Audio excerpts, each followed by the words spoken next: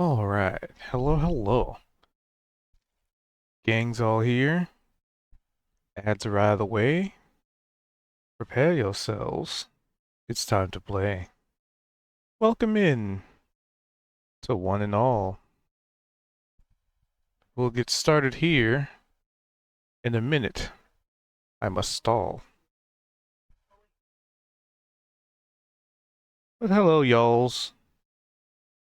Hello, hello.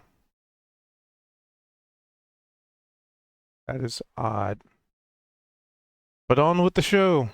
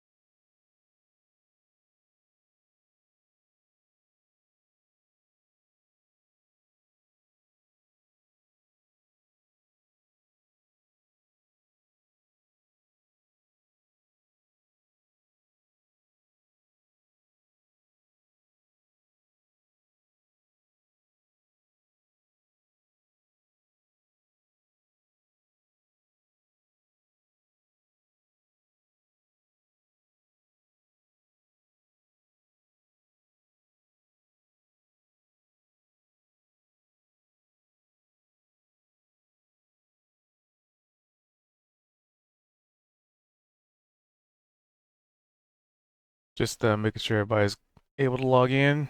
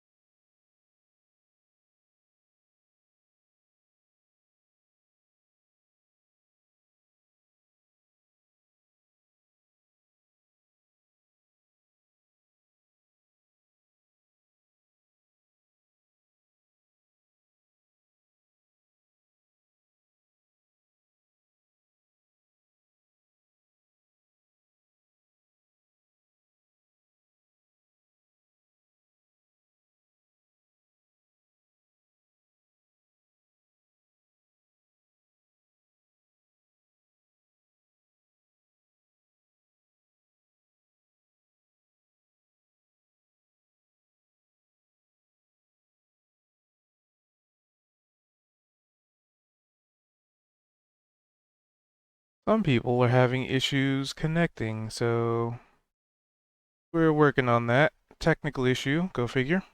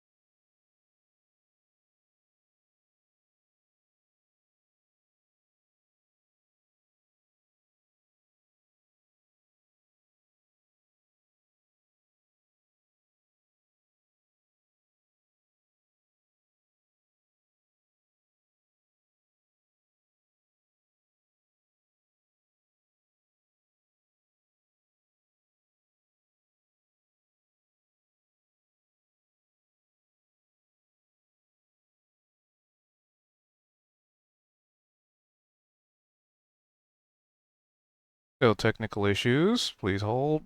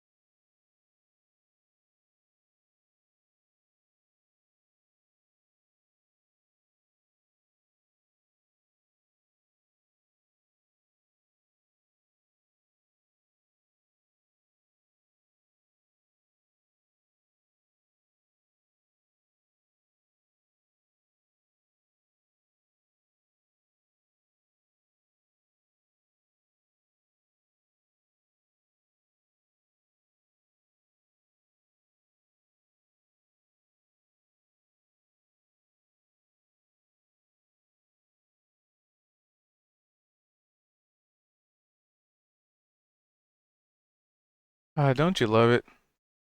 You're just about to start a game and logins start having issues. Don't you love it? Don't you just absolutely love it when it happens at the last minute? It's great. It's just swell. All right, well, at least I'm back in.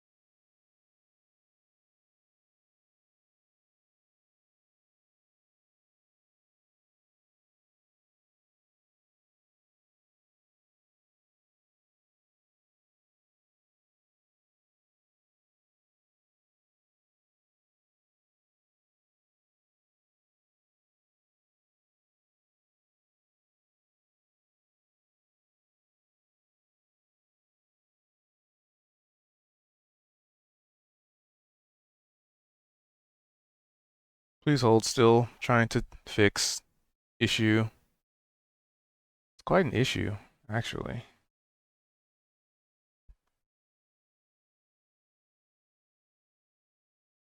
So I'm gonna clear the chat log, and we're gonna see if that helps with anything.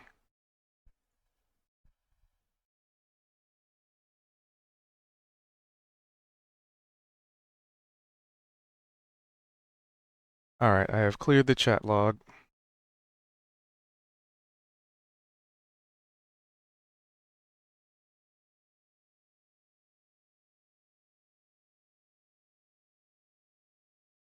Let's see if that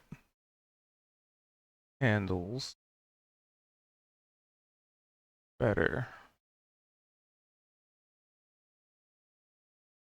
Because technically I have a record of all the rolls anyway on the VODs and such. Um,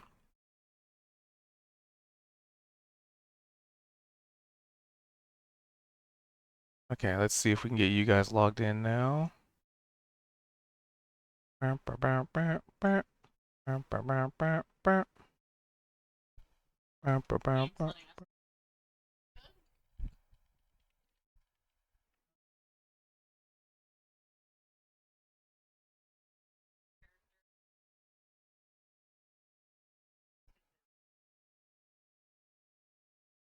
Yeah, if you refresh too much, you can. I get the feeling you could just get yourself stuck indefinitely because you're trying to push something through before it's done.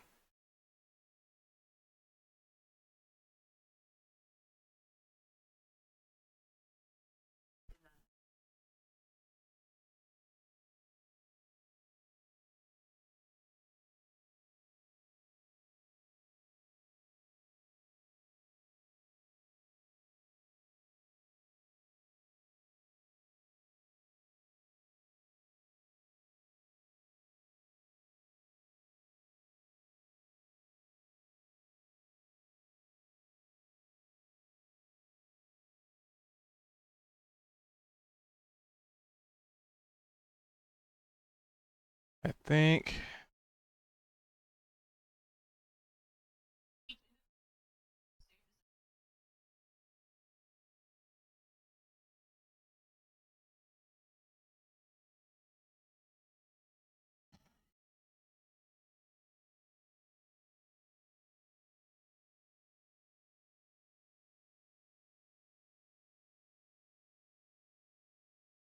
All right, sorry. Let's try this one more time.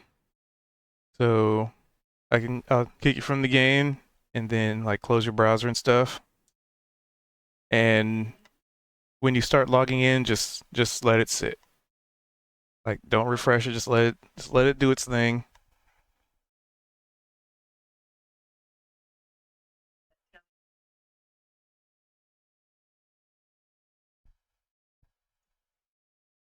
Give it like a minute, and then try and log in, just so the server recognizes.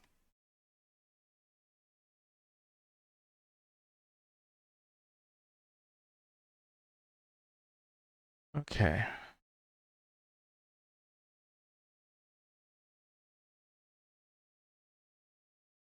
Okay.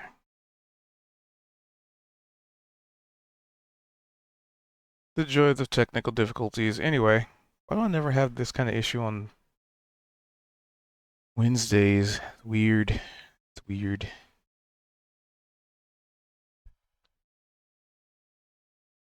All right. So while that's going on, we would like to do a recap amidst the technical chaos.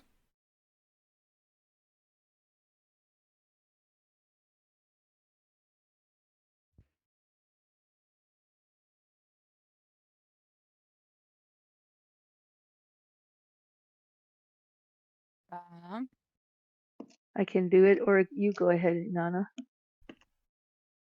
I did last week, but I will restart. So, we found ourselves at a crossroads last week, right? There No, was we ended at the village. um We were at the village, or I mean, we were standing there looking at the village, mhm. right? Yeah, on one side there's a huge ass wall, we can progress no further. And on the other side there's this big ass house that we could go to. So obviously, at the start of next session, we picked the fucking house. Um, house is probably not the correct word for it. Tree houses, though. Um, so it seems to be large enough to host a very large community, but as we approach Zedran, Opal realize that there's something quite spooky going on here. Guys, where are all the fucking people? You know, But there's lots of animals everywhere. They're everywhere. everywhere. Here, there, everywhere. Seem to be animals of all sorts. And for whatever reason, right? Uh, sorry, can't communicate with them. Even though she has the spell Speak with Animals. No one can communicate with them, in fact.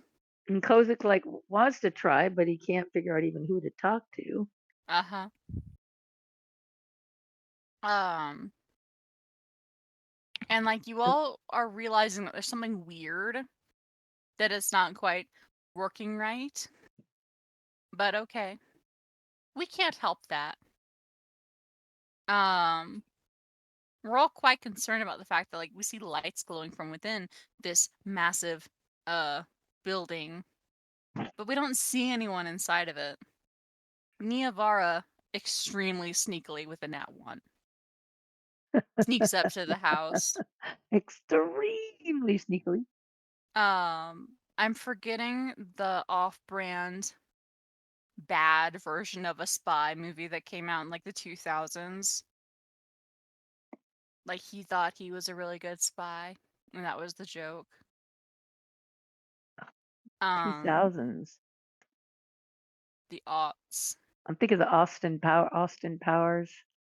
Austin Powers esque. Mike Mission Mike what? Impossible. Mission Ah! Impossible, but bad. He thinks he's bad. That's funny. Oh, You sure, do. but bad. I High want to say that opinion there of was a Tom Cruise. specific movie that came out in the 2000s. I'm getting off track. I digress. Get Smart. Maybe. Yeah, that would work. That was a good one. Get up to the door. Ooh, so sneaky. Peer inside this massive door and immediately get spotted by a fucking bear looking at her. And she's like, they don't see me. The bear follows her as she puts her ear up to the door to listen in and hears no voices. Only, sounds of animals, I guess, walking around, the bear watching her. The party seems to realize that Niavara has done something silly and follow her up to the door. We chat back and forth about what's the best option to take, right? Should we break into this house as the bear stares at us? Should we walk away and try again? Showing the bears our back as we run. Is this fey shit? Probably. We knock on the door. The bear comes around and lets us in. It seems to beckon us forward, in fact. Yeah, because we keep trying to introduce ourselves and he doesn't know what the fuck we're saying. Uh-huh. As we walk inside of this massive thing, it brings us up the stairs. And in this massive stairs, there is a very large bed, because I think... Was it Kozik? Because you were still trying to talk to animals to it, that asked it for a place to sleep. Yeah, somebody did. I guess, yeah, Sorry was trying to talk. Mm. So we But it was, try... we were also noticing like just how cozy the house was and how everything grew out of the tree, like out of the wood, like in the kitchen area there was no stove, like there's no fireplace, there's nothing for fire, but everything kind of grew out of the tree itself. I thought that was really cool. And we were And then able to and then an determine- owl landed on the bear's shoulder. Yes, the owl And then seems the to bear be shows us the room. friends with the bear for whatever reason. Oh, it was the owl staring at me, not the bear. I'm sorry. Same holds true. Whatever. And we also check and there's no like malevolent feelings or anything. Like everything No, feels seems okay. seems legit. We apparently we stay the night. Because we are foolish, perhaps. But we wake up unscathed, unharmed. Wow, look at that. There are no longer any animals about. We are all humans. All of them are humans now. Blessedly, they are wearing clothes. They are not a nudist Are they not colony. elvish creatures? They're elves. Yes, you are correct. And they explain to us all that they just like to be in touch with nature, and so at night they shift into animals. Ooh, how cool. To be at one. Yeah, and they've always been that way. They've been doing it their whole lives. It's like totally natural to them. Mm-hmm. The wife is very kind, very interested in dragging us for our clothes, and offers to make us new ones after investigating everyone's threads and either saying, wow, this is beautiful, or wow, everyone's so creative. Beautiful. And she has You green mean, hair and blue eyes. what do you mean you haven't washed your clothes in 3 months, Zedrin? Type of thing. Zedrin's getting new clothes, I think.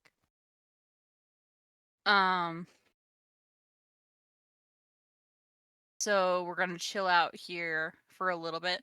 They explained that this whole community and tree are in fact like a traveling sort of band. They move as one with the woods, I guess. I don't know how that works with the tree. No, yeah, all the trees and the people all and the animals all move about And every then week or so. They said. they also explained to us, good fucking luck getting over that stupid wall. Do you know how long it goes for?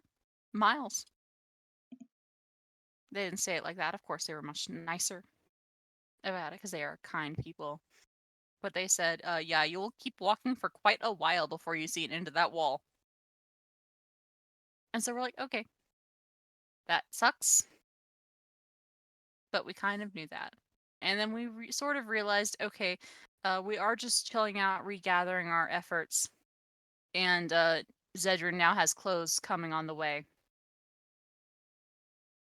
And I think Kozik wanted some clothes too. Or it might be vice Well, versa. what was her name? Was it Marina? She was offering her Tailoring skills and services. talents in that way to everybody. Yeah, So we and her figured, husband is Lakos. Lakos. I believe we had figured that we were going to just stay in the treehouse. Because it's going to move on its own. And, like, you know what? If we don't have to walk, we don't have to walk. Even better. Let's see the shit teleport. And Well, we I think learned we're about waiting to talk to the oak too, to talk the wise old oak, Right. the And we were elder specifically waiting or Calestra. because we didn't have a druid with us. And we thought that might be a little handy to Indeed. have when talking with the high oak of a And in colony the of meantime, shape. Sari is playing with all the kids. Mhm. And then at some point, Zed decides to join in, and then all the kids pile on top of him. And I think that's where we ended. I believe that too. I think little one got up to some sort of specific shenanigan, but I'm forgetting.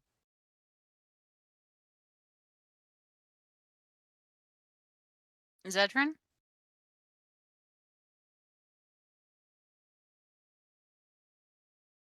You know, the only thing I'm not getting in I have the chat uh, log thing, but it's not moving. Like the only thing that's there is a roll that Zed made out of a D100. That's a 4, and then that's all I can see. I can't scroll it up or down. And I Yeah, don't know if it's meant to Cube be like that or. Cube had to clear the chat or Oh, I just see. try Okay, to great. just to see if that would help the server. But yeah, little Great. one Zed was like kind of pouting off in a corner watching Sari run around with all the little kids and this kind of jovial sort of happy family time. He's just kind of sitting back, just like a little woe is me. And then he realized that little one's on his shoulder and was kind of like, you know, watching everything and kind of seeming antsy. So he just kind of like nudged his shoulder and he was like, "All right, go on, go play." So little one was flying around and playing with the kids and then he had the raven kind of swooping in and just, you know, just messing around and yeah, finally Zed was just like, "Fine." And he just walked over and tried to I did a performance check, I think, or something because I forgot exactly what I was going to do. I was going to try and do some sort of thing, something entertaining for the kids and then I got a nat 1 and fell on my face.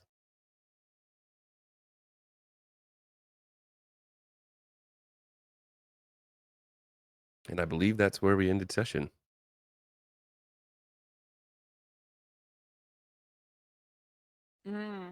That sounds about right. Um, I I, believe we had come to a place where, like, we had either we were going to go do something, someone had just come in, or we realized, like, oh, we should probably wait for Veldrin.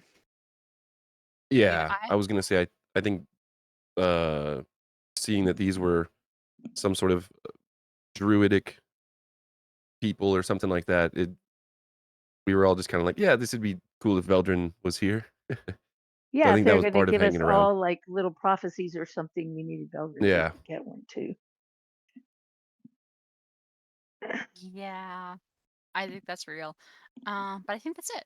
I have a inspiration point already, so I will hand it out to Kozik and Kozik, you don't have one, and sorry, you do. So it goes to Kozik because you both were All chiming in to right. help me. Awesome. Please take the inspiration, Kozik. You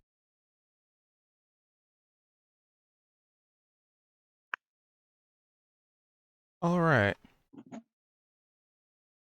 Well, pretty much, we're just kind of picking up where we left off. The kids, yeah, the scene shifts a little bit from the foreground where, the kids are enjoying themselves. They're playing with the little one, um, playing with the Raven, dogpiling on top of Zed. Zed finally getting in touch with his, being less of a pouty Vegeta and more of a excitable Goku. I think that was the comparison we had last time. Um, and the camera just sort of pans away from the kids outside, just laughter and just jovial nature and scene. And it kind of pans over to the inside of the house where Larkos and Marina are still, they're doing their thing. Marina seems like she's getting people fitted, uh, acquisitioning her tailoring kits and materials and what have you, while the kids are doing what they do. Larkos is just pretty. He's the kind of guy that just sort of just sits at the table, drinks coffee, and just lets life happen.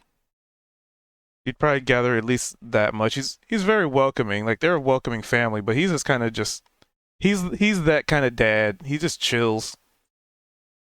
He just lets the world be the world. Um, and then the camera, just kind of pans over a little bit to an individual who I don't know may or may not feel at home here. It's a Veldrin, and I guess the question is, what would Veldrin be doing right now? Like you're inside of this house that is made of wood and bark and branches and leaves, but it's almost like the house has grown out of the tree as opposed to a house built into a tree. Um, they have done a very interesting architectural job of, I mean, most things that are fixed furniture are just part of the tree, like part of the wood. But there's still things that can move, like the table seems like it can move, and um, yeah, there's things that are separated from the tree, so it's not like 100% all tree growth. But they make use of what they got. So I guess the question is, what would Veldrin be doing in this situation? Because granted, Veldrin wasn't always a druid. So this presents a very interesting interaction in regards to Veldrin spent most of his training and practice and devotion to being, very devout. So how would Veldrin be taking all this in, and the fact that these people just sort of just are basically druidic by nature almost, but as some people determine, not from the Fey. They know nothing of the Feywild. What was Veldrin before being a druid? When you said he wasn't always a druid. He A was a paladin. paladin. Oh, he was. Yes. Oh, did he break the oath and got a new character, or what happened? Both broke Things him. happened. Things happened.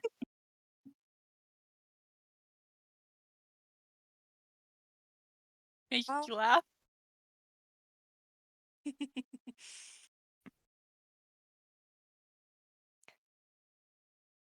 Veldrin would feel almost like a pretender because all of his understanding of being a druid is what the books say. And this is one of the times where his knowledge of what is in a book isn't congruent wholly with reality.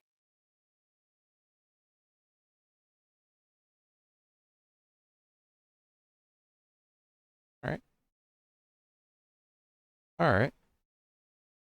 So essentially, and mind you, nobody seems to really pry or anything.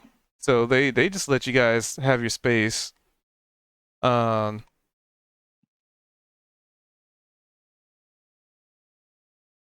So I guess the question is, would Veldrin be like inside or outside?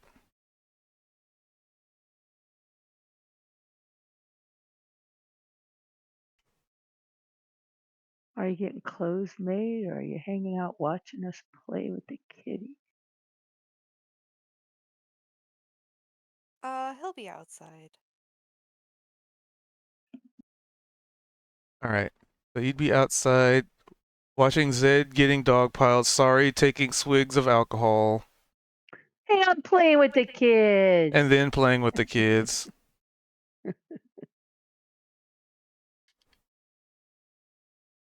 I started it. Hey, you were doing both. Well, I was playing with the kids until Zed walked up and said, "Hey, want a swig?" And then, of course, my attention got a little sidetracked.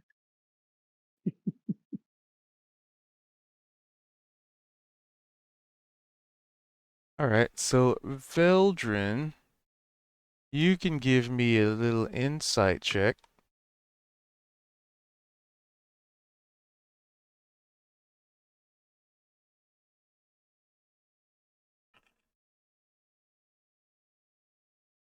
$22.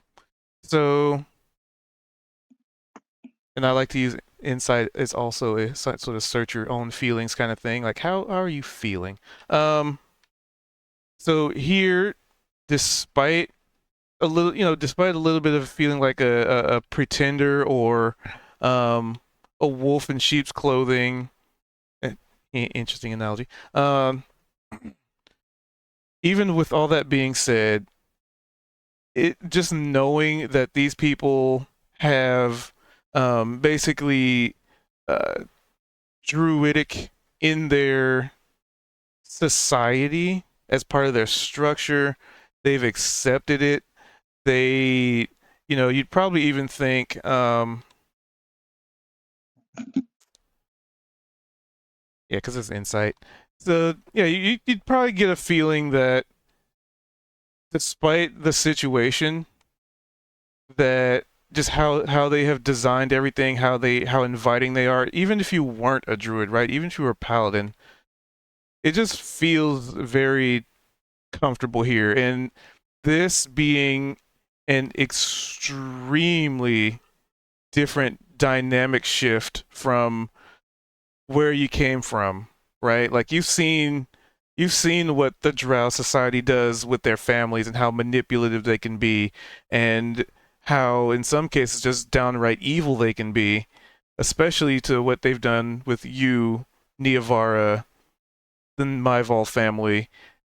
And then you think about the Feywild and how there is there's like a jovial sort of carefree nature to it, but there's also in a lot of places a lot of deceit. There's a lot of trickery, um, just a lot of like there's always something. There's always somebody trying to get a deal or the upper hand, and you compare that to here, where people are just living life.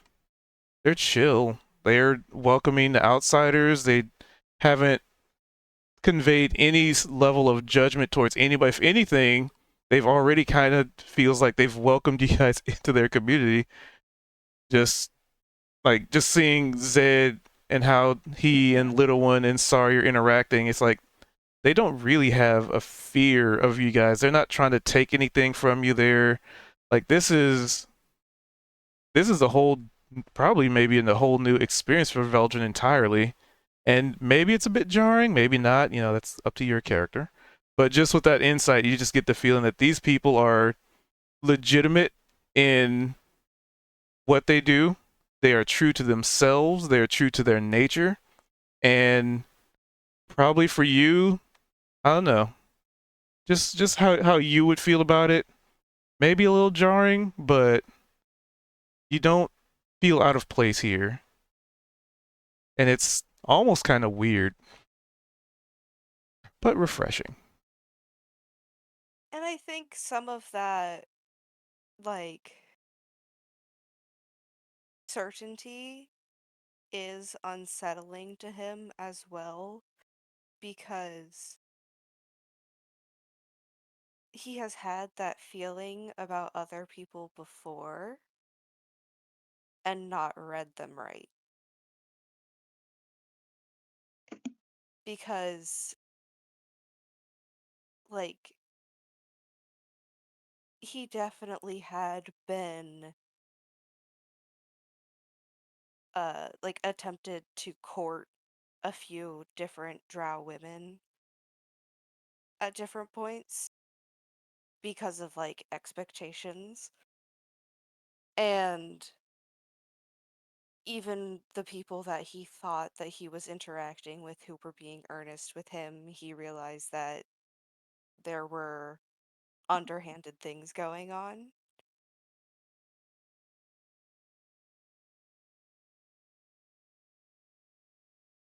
So he's very unsure of what to do because it feels like he's waiting for the other shoe to drop because it always has before.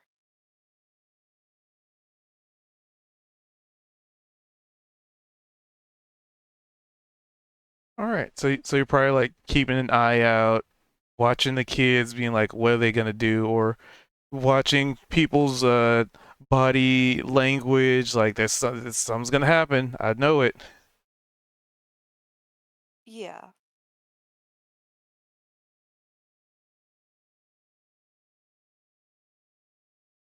All right, all right.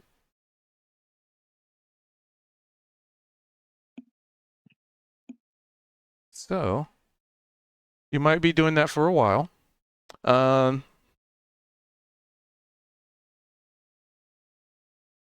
I would say, unless anybody had anything they want to do in that in a few hours' time, as Marina is getting some clothing stitched.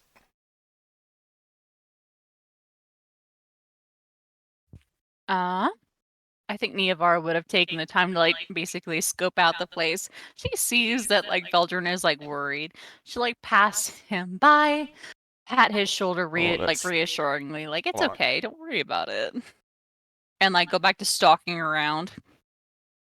My audio settings changed. Veldrin missed this, but she is back in her Inanna persona in Eladrin. With a very snow theme to her. With fake frost growing across her skin that he can see. Can I make some sort of a investigation check to see like she's like basically patrolling the place to see like, okay, if there's something going on around here, I'm gonna find it. Let's see. Are you just so you're just looking for stuff, or are you Like, she's trying not to get noticed, so she's not gonna go into any rooms that she's not supposed to be in. She's not gonna get too far from the others. But it's like, There we go. Fix the double audio. a meander through a library. You might pick up a book, look through something. So Yeah. you're feeling unsettled the way Veldrin is. Is that what you're saying? Not the same way that Veldrin is. Neavara is it's not quite the same way that Veldrin in that he feels like an imposter or that he doesn't trust his surroundings. Neavara is a infiltrator. She's used to when she enters a new community trying to get her grasp on it. The first time we were in the Feywild town, for example, she spent an entire day by herself mapping it out alone. All right, so she's our chief spy. Correct. So, would that be an investigation, a perception? That would be investigation. I should have just agreed to do perception. That's so much higher. Oh no. You know what? Statistically speaking, it's worth it. Come on. So Why can't you, I'm gonna re-roll it. uh, I'm using a hero point on it. all right. Niavara would try really hard. And not get further, but a little bit further. So you're, so are you like going into people's houses or just walking around and listening? Walking around, listening. If there's like a book out on the table, she might like pick it up out of interest, like, sort of like glance at it. She's trying to get like a hold on like, okay, what is this place actually up to? So with a 14, there's not really much new information that's been gathered that you haven't already, because of all the checks you made previous. Yeah, they're just a community of druids who seem like they have a bloodline of the arcane of the druid side. And yeah, they just got a lot of people roam about, and they just seem to be talking about very mundane things like, the color of the leaves and the changing of the seasons, or when they're gonna uproot and head on to the next location in their trade route, just sort of stuff like that. Uh-huh. If they actually start talking about where they might be going for the next location on their trade route, she might actually listen in to hear where they'd be going. Because if they have, like, a set route, she might be able to place it on a map with Opal's help. Would she hear a spot? Yeah, they have a pretty set route. Just get an idea of them. They kind of seem like a caravan in a sense. It's just a very, very large caravan, but just in how they describe how they travel and how they pretty much have a set route, because they know the towns nearby, so you definitely understand that they've done this at least a few times. Other notes there is. So yeah, they've talked about Karm and Gura, and how those people.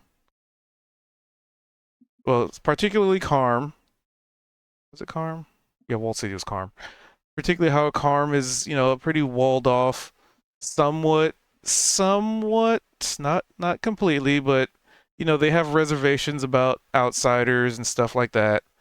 But they would also mention that this, this little roaming village has been around long enough that they're trusted,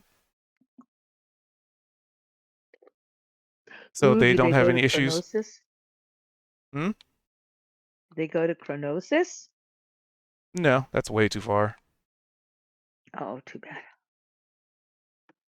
Thought we were Well, getting closer. Damn. she'll put those names in the back of her mind. And then when she parades around the room back around to Opal, she'll sort of like, perch herself next to her. Is there some? Yes, are nearby. Inanna, it's okay. Inanna Niavara. Same pretty at this point. Banana. Banana. The holiest name possible. Well, I have a couple names for you to put on your map and like see if we can get any closer to the places that we're going. Oh. Yes. Unfortunately, I have the memory of a goldfish right now. Our names. Like that's Alex, the person speaking. Map. So if I might just say that Opal learned the same information that Niavara said, or should I roll to telephone it correctly? I mean, however you choose to convey that information. Okay. I will leave that up to you if you want to roll for it. Because It's pretty much I've given you the information, so how you convey it is entirely up to the player. okay. I cannot remember the names that you just said. I am so sorry. I'm afraid I needed a root canal. Of the two cities that they just talked about, Mm-hmm. Karm and Gura. Karm and Gura. So. Well. Is Karm the one that's right up the road with the walled city? Is that the same one, or is that a different name? That's Karm. Okay. Okay. Huh. Interesting. If either that's of not those very gets us far. closest to our destination. But it sounds like they don't travel very far, but they are on a routine route where they move the tree around in a pretty standard cycle. Let me see. So the location. Regardless. Correct. But we Well, they can rested use here, it so as this a will be day 2. I transportation gotta if we're update that. clever enough. Do you remember? Did you hear how regularly they change location? I think they said last night, like a week or two. Every week or two. Yeah. Sounds like a standard bus. What is a bus? Regardless. That could. I mean, we could check out the city, see where they're heading next. Well, I was thinking that you would be able to look at it on a map later. I just don't remember what the map looks like. Huh. But you have a perfect photographic memory, so I trust that you can keep that information safe. On the other hand, drat, I have done piss all in finding any good blackmail. Are you always looking for blackmail? Yes. I can respect that. That is pretty Thank funny. you. I know. Even if it's like, stuff that I don't report back to mom, sometimes it's just really, really, really funny to find out that the mistress is really upset that he's not broken up with the wife yet. Like, you just want to see how the story ends, and then you find out that the mistress also has a mistress, etc. Messy. That's the sort of stuff that you go back for more. You might have realized by now that I might spend a protracted amount of time with people. I never thought of Inanna as a soap opera watcher. Can you call it a soap opera if it's real life? I make soap operas from my characters. I put people in the situations, etc. Ask me about the first time that I thought I knew someone effectively enough to impersonate them, and that didn't. Yeah. Oops. I was mentally thinking to myself, "Oh man, I am going to have to kill that person." Oh well. Oh well. Yeah.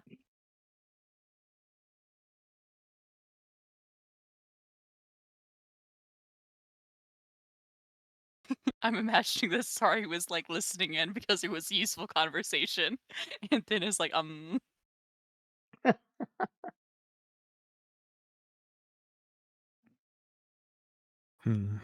regardless. yes, let's look at a map later. Who knows? Maybe Yes. this place has a more up-to-date map. Actually, I'm gonna doubt that statement. No, they actually might. You know why? because they are a group of travelers. Even if they don't have a map, they will have access to a town that might. Hmm. Because they need to have up-to-date maps because they travel. Hmm.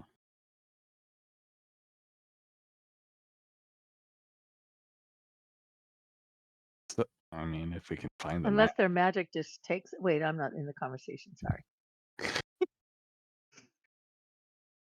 She left after hearing Inanna just excuse murder. No, I'm still playing with the kids. I'm imagining she just heard the first bit and then the kids tackled her or something. hmm That's why she's no longer listening. All Both right. are good ideas. Don't get your hopes up, but we can compare it to the map that we have and maybe keep your eye out for something better. Yay! I On mean, the the other only map hand, we have currently is because of, my memory. yes. On the other hand, and she points over at Veldrin, who looks like he's spacing out, disassociating, looking sad, lonesome. He looks quite put upon. Your brother? Yeah. What are your thoughts about Vel? Hmm. Honestly, I'm not sure how to put my thoughts together. Regarding him, when I first met you, I thought maybe he might just be like you, but Um, he's not. no one's like me, but I'm like everybody. Haha, changeling joke. I feel like that's it's both your race and your job to be everybody. You're finally putting it together. Yes. My race, my job, my religion. Your religion is to fuck with people. Your job is to be people. Religion is It's also to my be people. prerogative. Correct. Hmm. But he I'm does gonna seem go. really quiet. That is just something normal to Veldrin. I will say that. Is he more More of quiet a. than usual? He's very. And she struggles with how to extrapolate it. He seems very distressed, and I don't know how to fix it. Things are bad, obviously, but I don't know. I was Hmm. always able to make light of things that went bad at home. If shit's fucked, shit's fucked. I saw how things are supposed to be plenty of times, I guess. And she sort of struggles again. He always, I don't know, seemed more excited to like. He always seemed like he wanted to be out here doing things like I do. I think he Hmm. was jealous of it. That I got to be so free. Because, like, I'm sure you figured it out that, like, drow guys are, like, supposed to be, like, prized pinnacles as much as we put them down. They're, like, you know. And she, puts her hand down, like, a little limp wrist gesture. Huh. I hate to inform you, but I in the department of sibling relations and the Drow society, I do understand Drow society to some extent, at least time with you. But in terms of siblings, even though I know I have one by technicality, I've never. Oh, well, you're cutting in and out a lot. Fuck. Maybe I'm just speaking too quietly. Probably. Ah, shoot. I'm hearing you. I'm hearing you. Hmm. I don't hear you cutting in and out. Maybe. Hmm. You've already tried to talk to him. Maybe he just needs time to bend to himself to think. Surely not everything can be fixed or accounted for at once. He I don't think. was talking about how his skeletal hand was regrowing, and that was concerning him quite a bit. I'd Well, imagine if my entire life was uprooted and I suddenly had to change everything I knew, I too would be quite upset.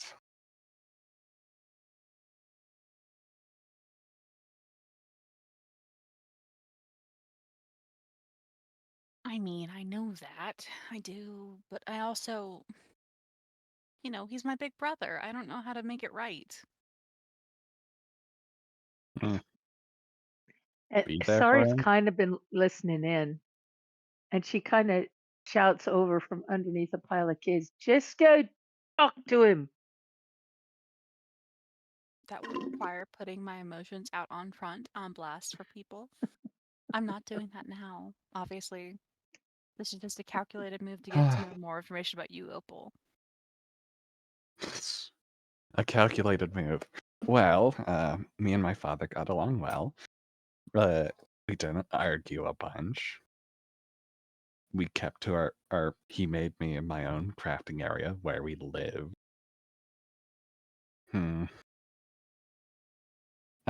Sometimes he would talk about his adventures before he settled down at the homestead. He made quite a lot of interesting magical artifacts. Though about me? I do think you should go talk to him, though, Niavara.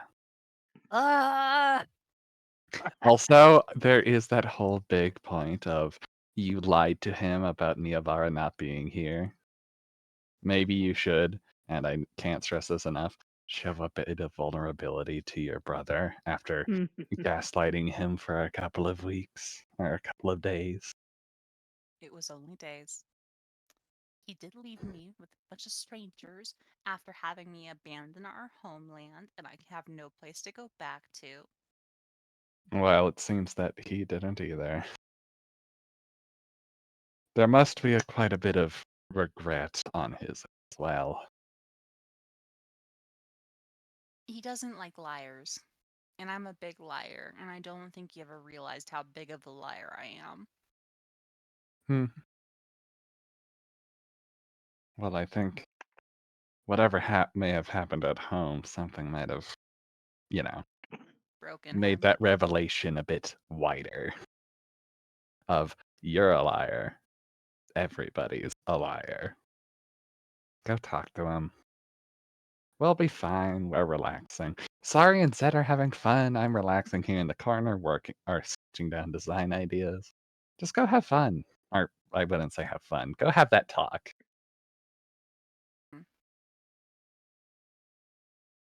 This is my having fun. Seconded.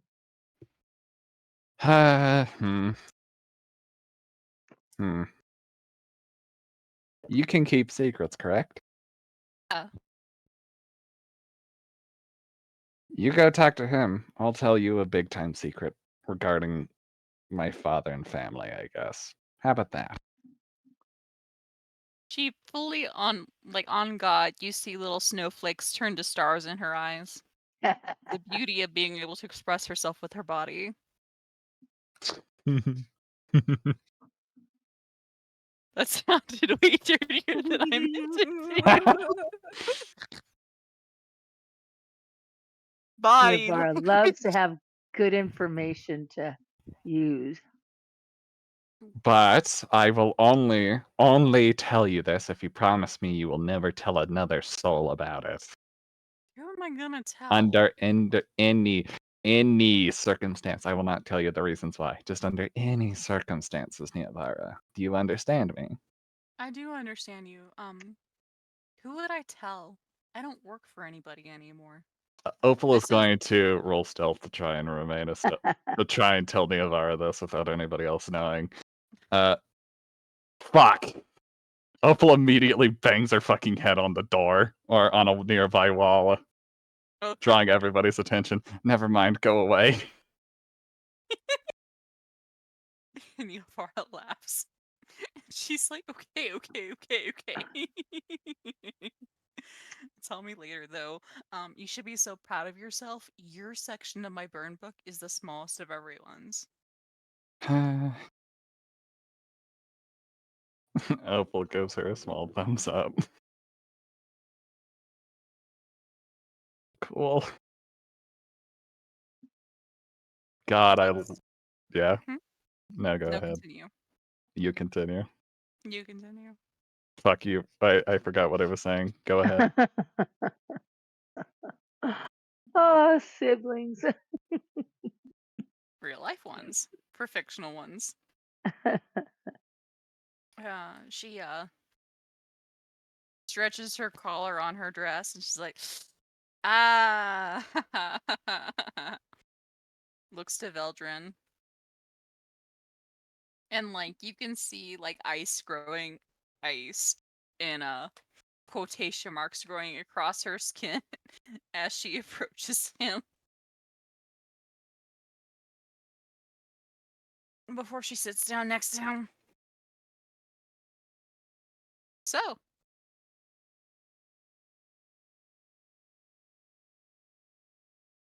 Vel, Yes. you doing okay? You look a little. And she gestures up and down. Heard you, and that was it. Are you doing okay? And she gestures up and down his body. You look a little.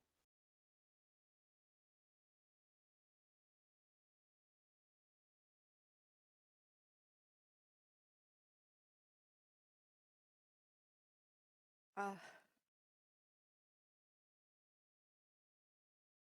I'll be okay.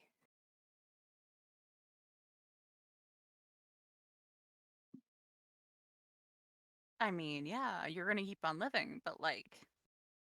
That doesn't mean you don't feel bad.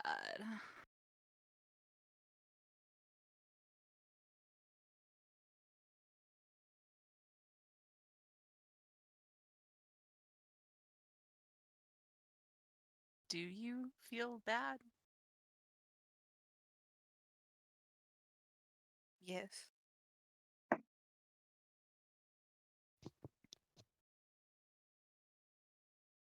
Is there something I could do?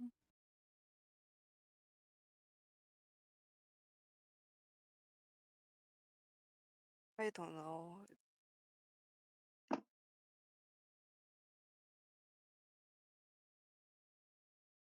I don't really.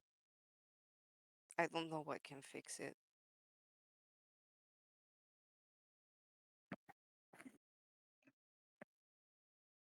Can you hear me better?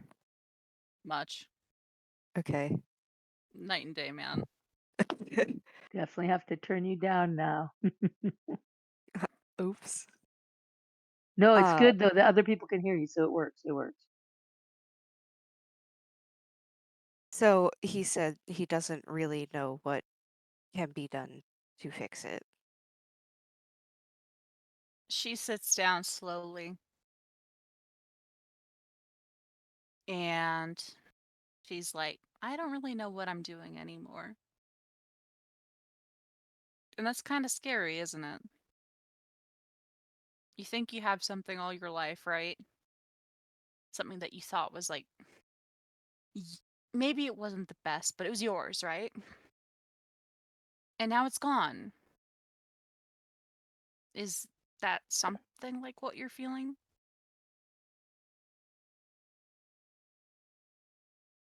In a way.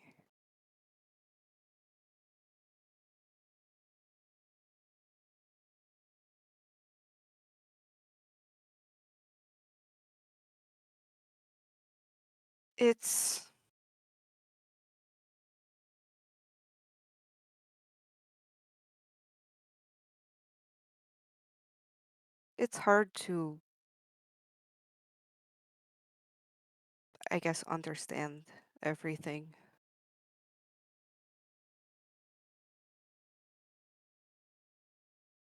Understand what? What happened? All of it.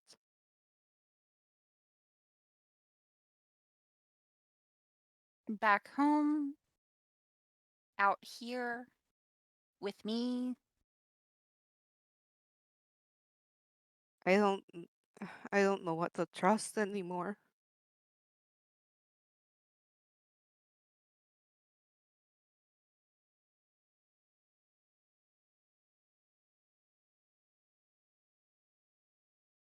Well. And she glances to the side. I'm sorry.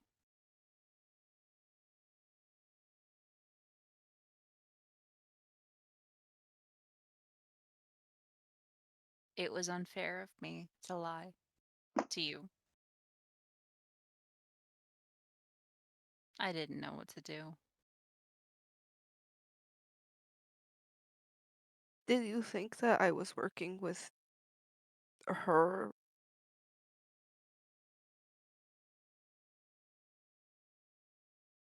I was thinking that you'd left, and I was upset. I left with you. And she laughs a little. Maybe it's silly of me to say. I'm not a person, Vel. I'm like a thing with a job. And that job was the house and information and stuff. And my person was you. I went to you. And then you were gone. I didn't choose it. I thought you had.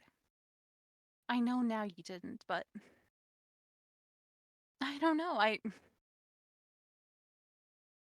And she's upset as she's like struggling to explain herself.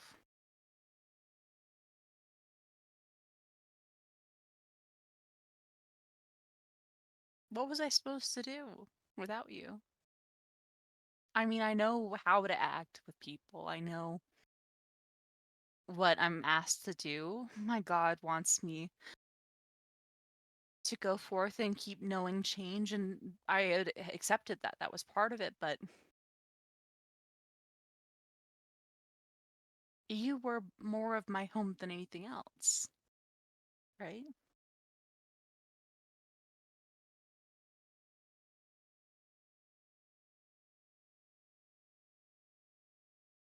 When I thought of my future growing up, I knew it would always involve you, and then you weren't there. And now you're back.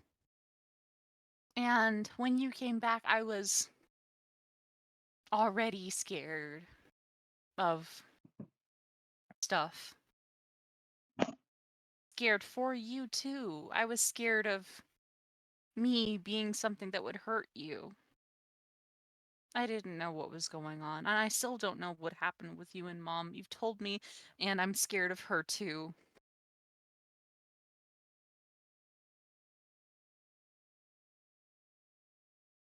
And I don't know how to fix things. I'm not supposed to fix things. I'm supposed to make things worse for everyone.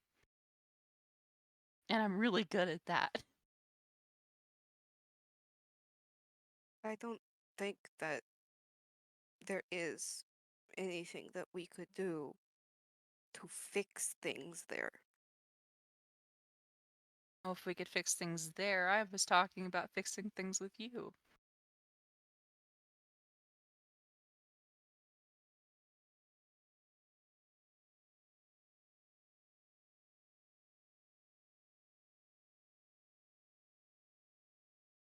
What do you think you've done wrong?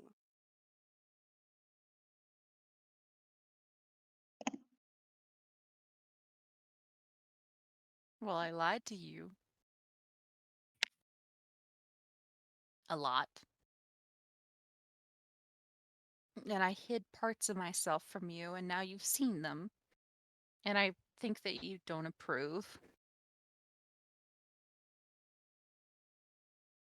But I can't just stop being those parts of me. I was able to show you the parts of me that I thought that you wanted to see.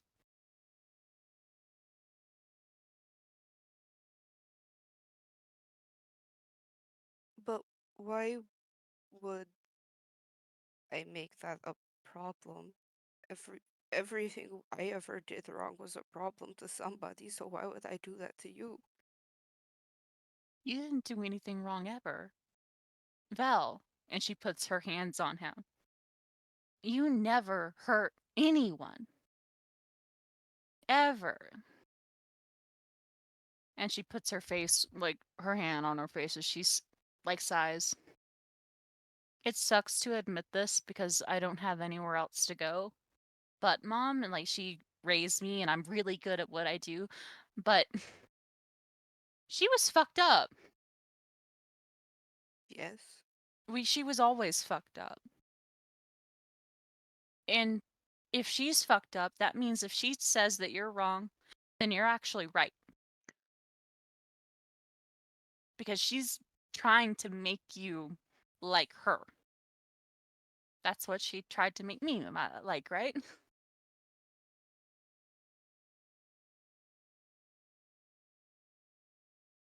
No, I don't think she wanted me to be like her. Well, it's like a metaphorical thing. When I say like her, I mean, you know what I mean. When I say like her, I mean like how you're supposed to be as a drow.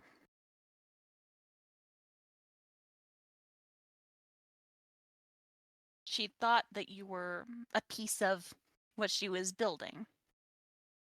And then it sounds like you disappointed her, and then that was it.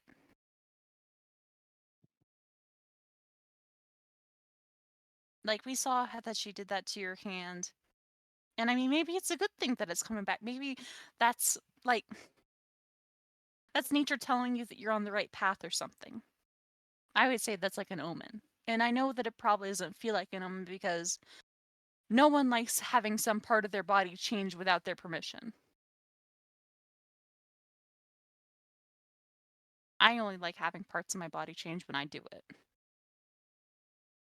I can only imagine that the same holds even more true for people who can't change their body on a whim.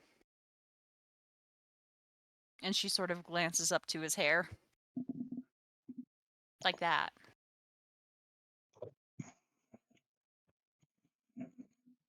But, and she puts her hands together. I have done my cost-benefit analysis of this place, and you know what? She puts her arm around her shoulders. There is no better place for you to start learning what it is to actually be a person here than here. And she points to the husband and wife. They are seemed like good people. I didn't find anything weird about them. Not even a mistress. Can you imagine? And they have those kids, and she points to where Zed is playing with them and Sari. And like that's what a family should look like. I always told you about them, right? When I would get back from my missions. And this is what it looks like. And you always said that you wanted to come with me, and here we are. So, and she grabs her skirt in her other hand. I can't change anything that happened, but I can tell you that sitting and waiting for things to happen to you doesn't really work out too well. It'll be okay. You keep on living. Change keeps happening.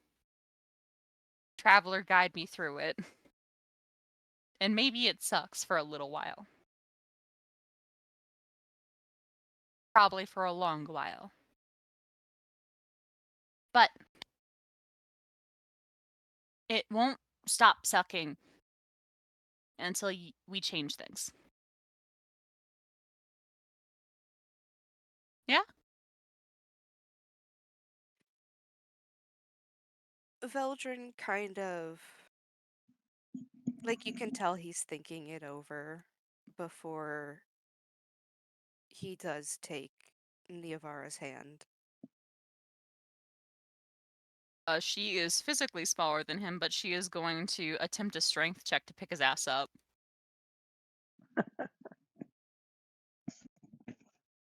Let's go.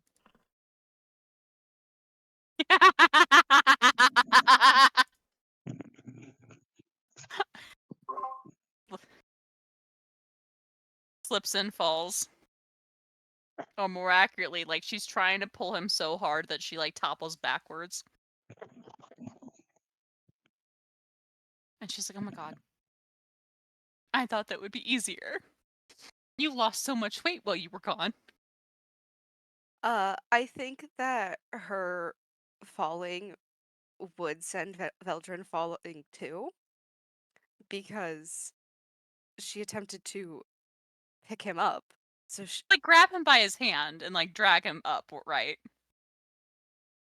okay, okay. I thought from like when he was standing, she was trying to like. No. I imagine that he was like sitting down on the ground with her. Okay, so she's trying to drag him up. Like she stands, grabs like she has his hand in Mhm. hers, pulls him up and loses her footing.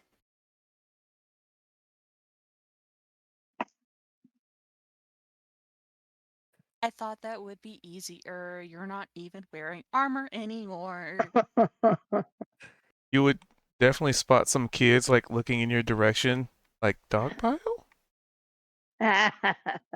Yavara has a primal fear of children. Dogpile.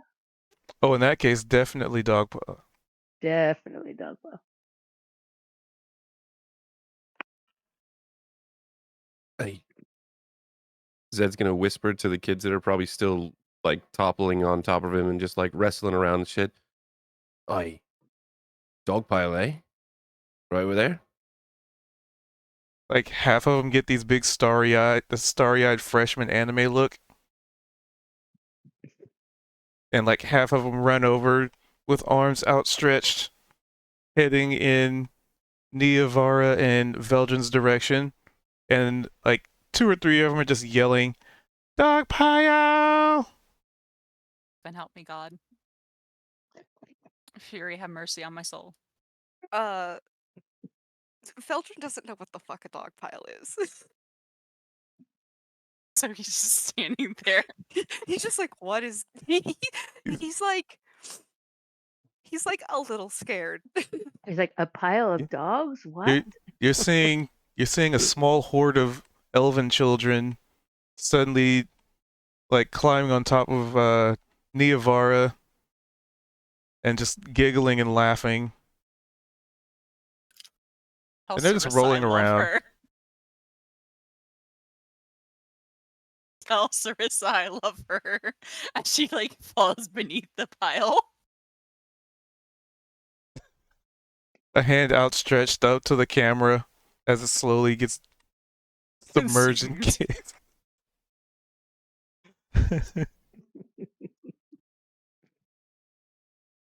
Do any of them pile on Veldrin?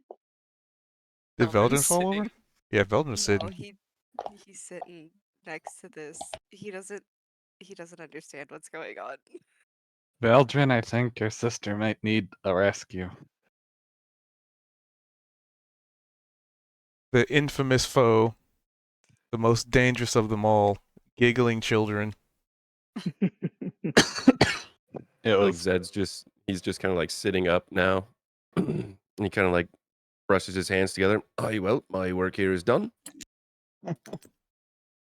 also out of character. Zed, how does it feel to have unleashed a Left 4 Dead 2 horde on Niavara? Well earned. Deserved.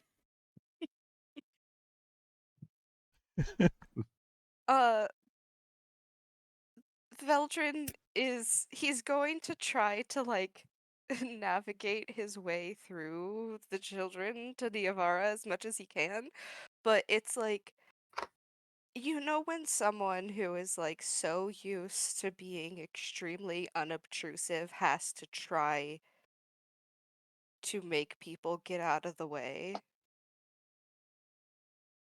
Yep, like holding your hand up and just like retracting it, like Yeah. Stop. Excuse, No, excuse stop. me. Stop. Please don't. Stop. Yeah. Zed will probably notice this for a couple moments and he'll just send the Raven over to do like a quick little circle around the kids and get their attention and hopefully have them notice it and then just start chasing it around. Just leave Inanna alone at this point. Is he, it worked. Even though he thinks it's funny as shit, he knows she's like Yeah, over he's it. like, all right, I did what I needed to do. That's enough. What was that character's name in the Police Academy movie? The one that was like really really like nervous at the start, but then she'd flip and be like really really assertive. I can't remember her name, but I don't remember her name either. No, I'm but I know blanking on it. Yeah. you're talking. Excuse me, I can't. And then she would go back up, turkey, or whatever.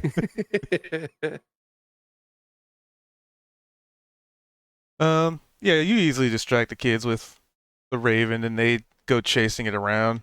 They're very easily distracted by everything. Niavara Aldrin then gives his hand to Niavara. flat on floor on her back going, "Oh my god. God in heaven. I'm not made for children." Secret smile though. She loved it. Come on. I couldn't hurt them. I think that would get us kicked out. Which is an interesting thought, right? In contrast to what happened in the Feywild with Niavara, what you guys learned about that one kid that the sister, you know. Killed to get to Niavara. Mm-hmm. Oh yeah, and I'm gonna do a little deception roll. Because does she mean it? Mean what? Like, is that her only view of them, that she couldn't hurt them because they're kids, and it would get them kicked out? Do not punch the children. Like, that's her statement on the matter. I feel like Yeah, but somewhere in there, she's softening a little. Oh, like Zed probably has the kids run over there and then they're on their way and it's almost slow-mo as he's realizing who they're about to jump on. He's just like, oh shit. Hope this goes all right. Yeah. He'll probably, like, he would know her tells good enough to, like, have an understanding of, wait a second, she doesn't mean it that seriously. That's just bluster. She wouldn't hurt kids. It was more, I guess my thought process is just like, of anyone in the group, the person to stab someone in a reaction of getting startled or just like being uncomfortable would be Niavara for sure. And followed probably in order: Veldrin, Zeldrin, Kozik, Opal, Sorry. Hmm.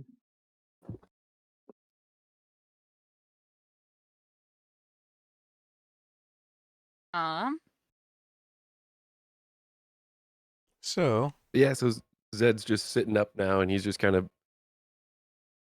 I guess, looking around. For context for all of us, Cubed, what is it like? Still earlyish morning, kind of midday? What's the Right, because we the went out there. scene looking like now? at this point, because you were traveling, so you rested, so it'd be midday coming to evening. Because that was just what I was gonna pan to, which was Kozik. So what was Kozik gonna be doing in this time frame? Like I imagine. Go ahead. I was saying, you have a few hours downtime. You got measured. She'd probably come back every so often, and maybe ask you about certain threads or colors you might want, or like similarities to clothing that you might be familiar with. Yeah, I imagined that I would kind of be, at least for part of the time, sort of maybe sitting there in stockinged feet and my long johns, sipping some sort of astringent tea that I was served. And while the lady of the house is repairing my garments with golden threads and whatnot. But I don't know. I guess I would be trying to talk to her a little bit about what's going on and their life here. It's like, if she's ready to talk. Yeah, she seems like she's the kind of seamstress that is able to hold a conversation as well as work. Right. So I kind of sipping at the tea, and I say, so how many families live in your village here?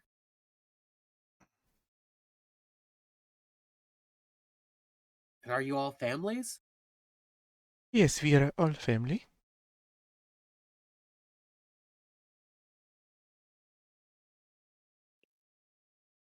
You're all one family? Is that what you say? Well, I mean, what is the difference? Well, I mean, you live here in this house, and you have a number of children, don't you? She like nonchalantly gestures outside as you see kids running back and forth in front of like the window, chasing a raven around. One or two, yes. Two, yeah. That was the voice. Hmm. And were you yourself born here in this village? Yes, I was. Actually, it was a Huh, southern that's or southern belle. That's wow. what it was. And your husband as well. She nods. Well, that raises troubling questions about the size of one's family, I guess. But hmm. And how long has this village been in existence? Do you guys know that? Do you have a history? We have an extensive history, yes. But I don't really keep to it. As she appears very focused on her work. I see. I see.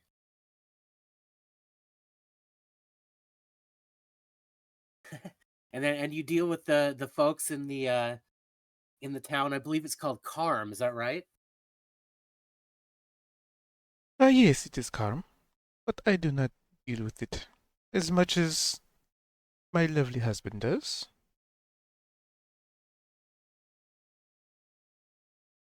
And do you know, are they folks like you, or do they don't seem to live like you do they? She, I wouldn't say vehemently shakes her head, but she definitely, she definitely shakes her head without needing to really convey words. No, nothing like us. Well, we But they might do try have to lovely visit. fabrics. Is that so? And at And that is point, that where you as you ask that go question, she ahead? pulls out a spool of very, very, very fine looking silks that seem like, if you were of noble blood, you would be like, wow, that's quality silk right there. Like that's the good stuff. Wow, that's staggeringly fine material. It looks to be. Wow. And I wonder how they get it all from being so far out here. Well, to us, it's the wilderness. They must grow their own worms to harvest the silk. I do not know of their practice, but I don't ask. Perhaps that is polite.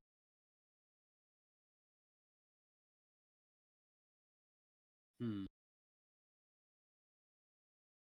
I totally lost the voice for that character. Uh, And voice you, I crack. mean, do you seem to this whole community seems to be really at one with nature. You seem She, to like this lifestyle. she nods. It is good for survival. It is good for a soul. It is good for everybody. Yes, well, it seems like you're doing a Farsight more than just surviving. Thriving here. This is such a peaceful village you have. Thank you. Um, well, I come from underground mostly, but I certainly do appreciate roaming in the forests and talking with some of the people that you meet there. Although in our recent history, most of the folks that we tend to meet out on the road and out in the forest don't necessarily have our best interests in mind. Oh, why is that? Well, they're bandits and thieves. Don't you sometimes come across people like that out here? She shakes her head. Nobody really messes with us, no?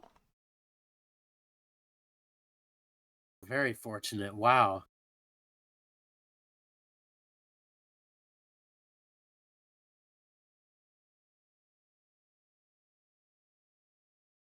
I don't know. I'm sipping I'm sipping my tea. And are you not curious about us and where we come from?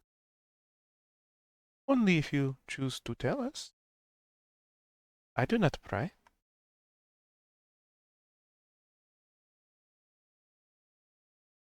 Well, have you ever been near a town called Grenstall?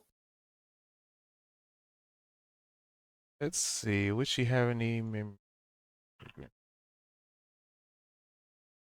she shakes her head. No. Hmm. It is far to the west. Or perhaps had dealings with the entity, the Lady Tio Moonblade? She just kind of shrugs. No. All right. This truly is a large forest.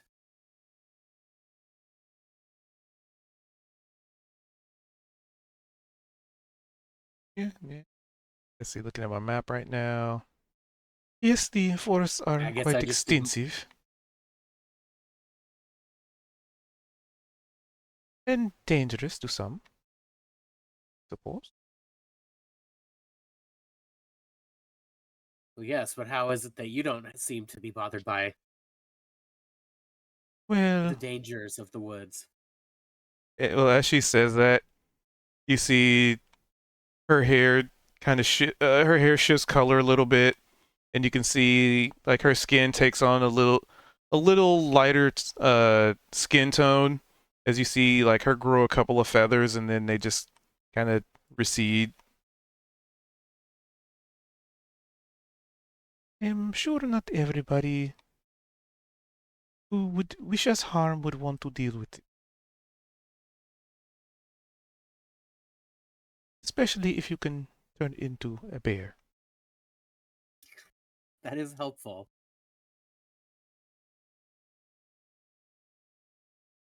And will you transform this evening as well? Will you change your shape? I plan on it, yes. And this is something that you undertake voluntarily. She nods. Hmm. But why? To be at one with nature is to be at one with yourself.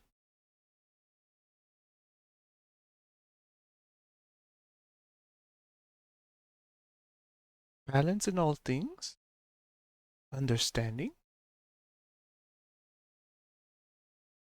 learning from a different perspective, experiencing a different perspective.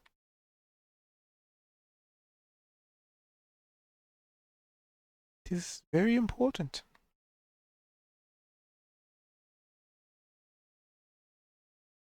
And so when you transform, when you change your shape, do you think as the crocodile thinks, for example, or the polar bear, or the owl, while you're in that form?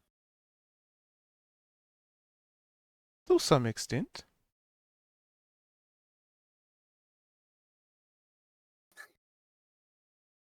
We are, after all, still elves at our core.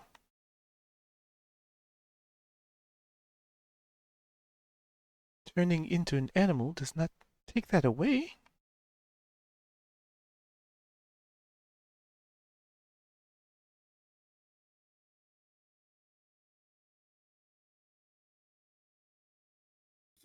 See. And yeah, I'm sipping my tea and just biting. And if we were to fully embrace it, then we would be hunting and killing each other. And that's not much of a community, is it? No, but it is natural.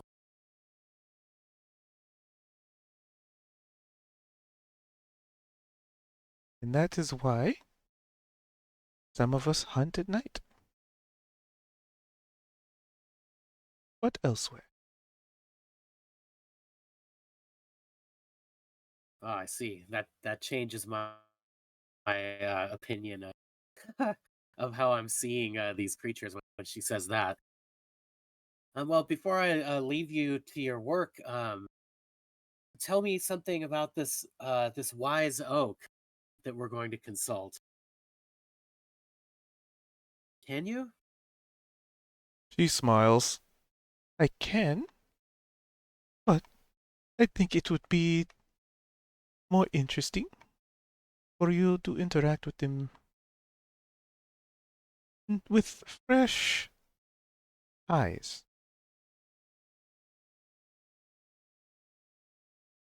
Ah, okay.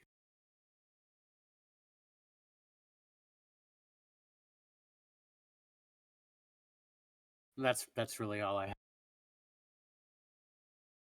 All right. So, unless there was anything anybody else wanted to do or say, kind of would fast forward a little bit, a couple hours after that, because she would have been working on people's clothing, basically people's clothings all day. He'd be busy, busy. Um, but you know, midday turns to evening, and you know, while you guys are around, they would mention that you know it's coming to be that time where everybody partakes of the nightly routine, and you are welcome to stay in there. You know, in names. I have their names, or is it not Callistra? In my notes are scribbled. Marina.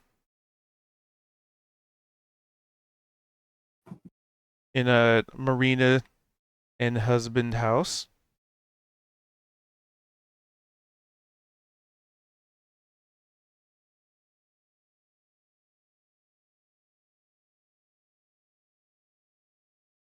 Yeah, Larkos and Marina. There it is. Okay.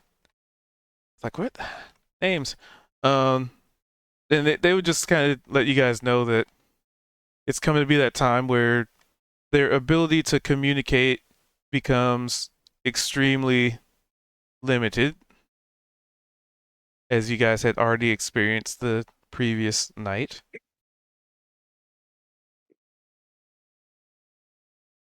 So I guess the question is, do you guys just settle in for the evening? Do you guys go out and about? Do you guys go and try and interact with Wise Oak and Calestra, or like what's I the time? I believe Opal has a has a deal to keep up and or to keep her end of.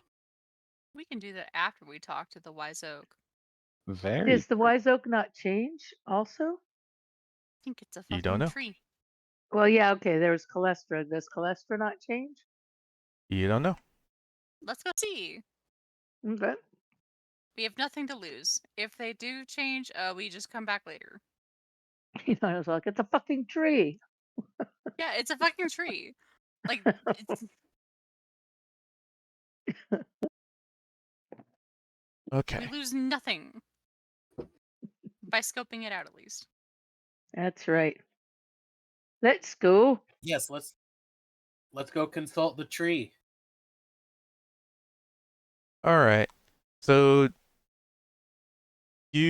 cause you kind of, I mean, you spent the day here, so at some point somebody would have at least told you where to go and how to get there. Where Wise Oak is currently rooted. So you make your way to what seems to be the tallest house of them all, and it pretty much seems like construction wise just a bigger version of a lot of the other houses you've seen. Like the tree bark is like the floor, and then kind of like these very nice interesting like buildings with like railings and like side areas and balconies and just kind of as you've interacted already and seen as far as their construction. There's just one that's just bigger than the other ones. Granted, with its own different little bits of flair here and there, like everybody's house has something different. Charms or just the construction might be a little different, like curvature, but at the end of the day, it's you understand the shape language of everything. And you come to this pretty decently sized, I guess, actually more a little bit more on a mansion side than a house, but not really a mansion. Maybe a townhouse. Maybe that's a better description. Bigger than others. Um, but yeah, you come to the base of this treehouse.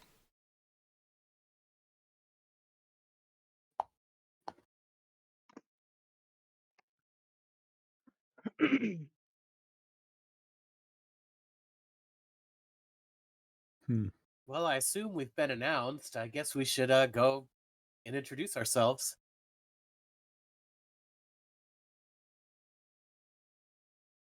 All right. Well, there is a door.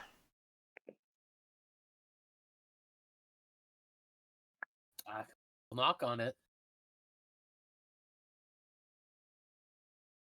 So you knock, knock, knock, knock, knock, knock. Knock. No response. Should I try the handle?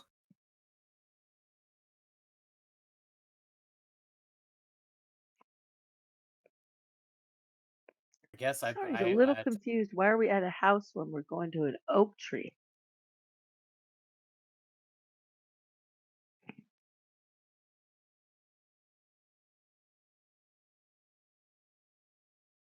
I'm confused. Well, It's the biggest. everything is. So oak isn't actually the tree? He's in the house? All you know them as is named Wise Oak.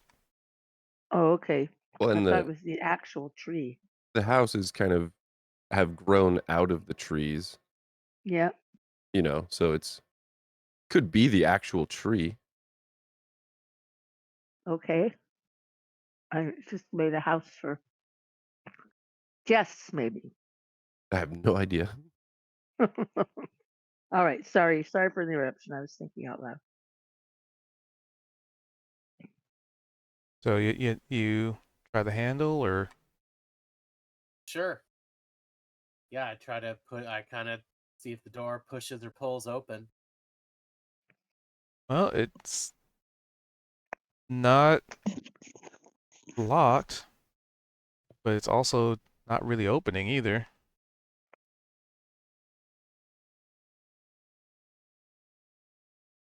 I cry out, "Hello there! Oh, Wise Oak, are you there?" So as you call out the name, you see Um, so you see like little branches start to reach out from the door handle, and as they do so, they look like they're reaching towards you, but in actuality, they reach forward, like outward towards you, but then they start to curve inward, like right to the middle point of the door, and this is coming from like the left and right side of the door. Um, and then the branches just sort of dig themselves into the door, and then they separate, like just like a wedging the door open.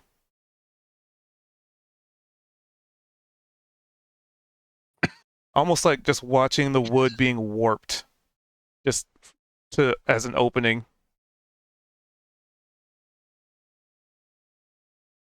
See. And inside, Wow. it's a very cozy looking hovel. Couches, chairs, coffee tables, um, other decorations like bone charms, like wind chimes, just all sorts of. You definitely get a feeling this house has a more druidic feel to it than the other ones. Like there's actual like charms and maybe some like druidic carvings in like the walls. Just like symbology. Like there's moss growing in certain places. A little more in touch with nature than some of the other houses.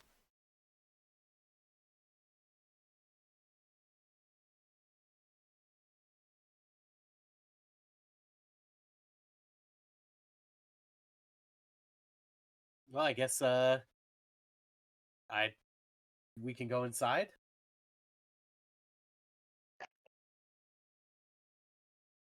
I mean, it's open. Nivar just I walks in. Looks Yeah, I like he step opened in. it for us. Listen, Kozik, here's the you act like you belong there and people accept it. If they start questioning it, you just basically act like, oh my god, I made such a mistake. Oh my god, I'm so sorry, I'm so sorry, I'm so sorry. And like you keep walking. Because then they realize that you're embarrassed and you know you're not in the right place. So they pay less attention to you. It's even better if you're suppose. actually only in a towel. Then you look like, oh my god, I'm so sorry, I'm so sorry, I'm so sorry. Chapter 1 of Niavara's new book on espionage. True, this is tradecraft. Yeah, good. That's good advice, I guess. Well, lead the way then. Nivar takes a good You do it. gander around. And fails miserably. So extremely So- miserably. Oh my god. I'm assuming the lights are off. Or I think the lights are off. It's a tree. What did I tell you guys? It's Well, a the lights would fucking be tree. off. Sorry's looking around too. I Let's see can't what seem to she find a can- light switch. Anyone? Sorry finds a light switch because she's got dark vision. A light switch, you say? You mean the thing that doesn't Oh yeah, exist? no light switch, no electricity. Jokes. Is there some sort of lamp? No I mean, I can look fire. around and see. Something glowing. We need a glowy thing. Oh, Zet'll sorry, pull does a out little the fairy light moonlit. thing. Yeah, Zet'll pull does out a the little. moonlit short sword and just kind of hold it up. All right. Sorry's gonna do some fairy lights. Does Veldred have any sense, like anything? Does he feel any different in here? Give me an insight.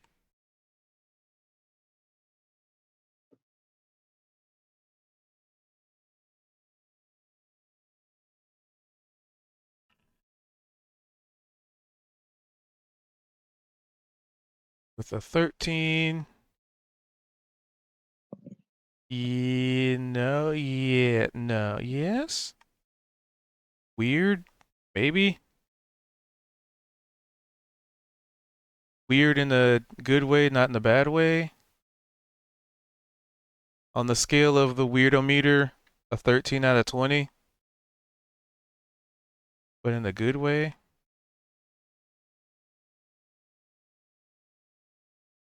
Vague answer is unintentional with a 13.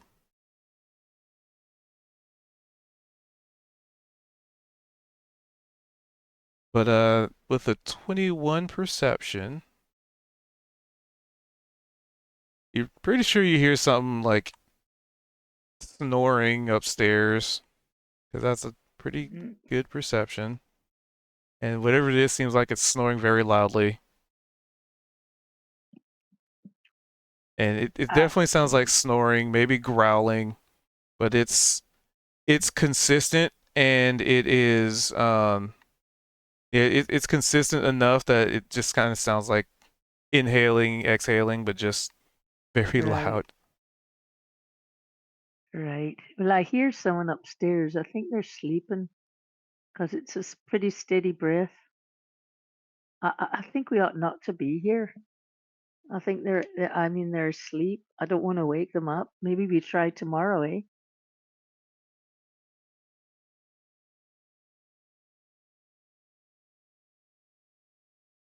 Team. I think we're meant to be here. By sleeping. Do you? Well, then perhaps we should wait. I don't want to necessarily sleep in someone else's house that we haven't been invited to. Yeah, I don't want that. Maybe Probably should have we should come in the wait a day. while. I mean, this feels weird, doesn't it? Yeah, I think we ought to leave and come back when in the daytime. I mean, clearly it's a person that sleeps in the night, and so I could assume they'd be awake in the day.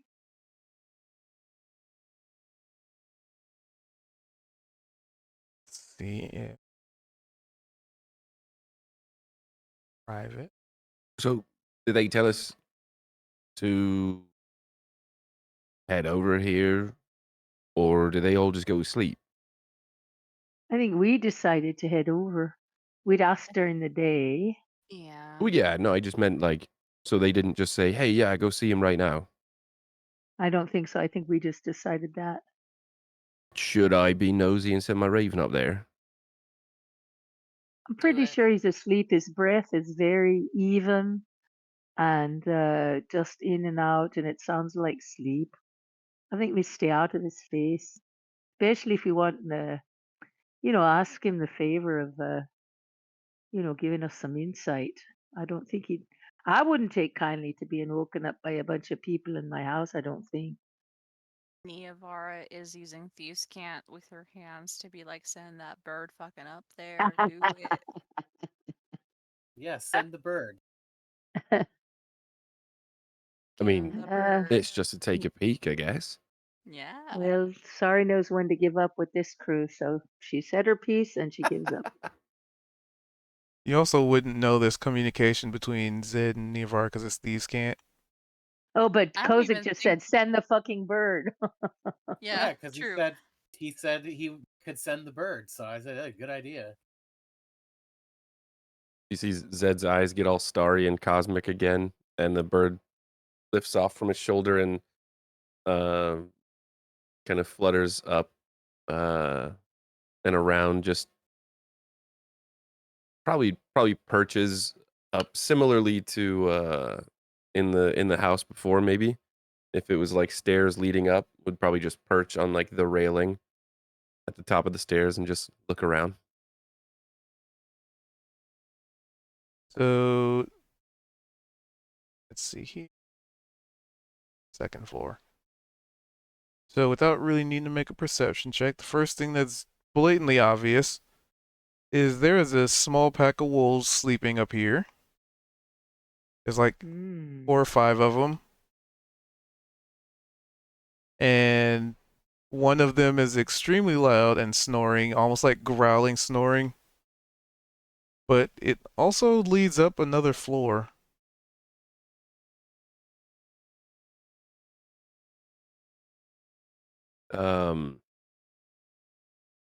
So Zed's gonna see this through the eyes of the raven, and probably a few moments will last. The raven will be sitting there and just kind of, typical bird movements, just like moving its head, awkward and sporadic, and then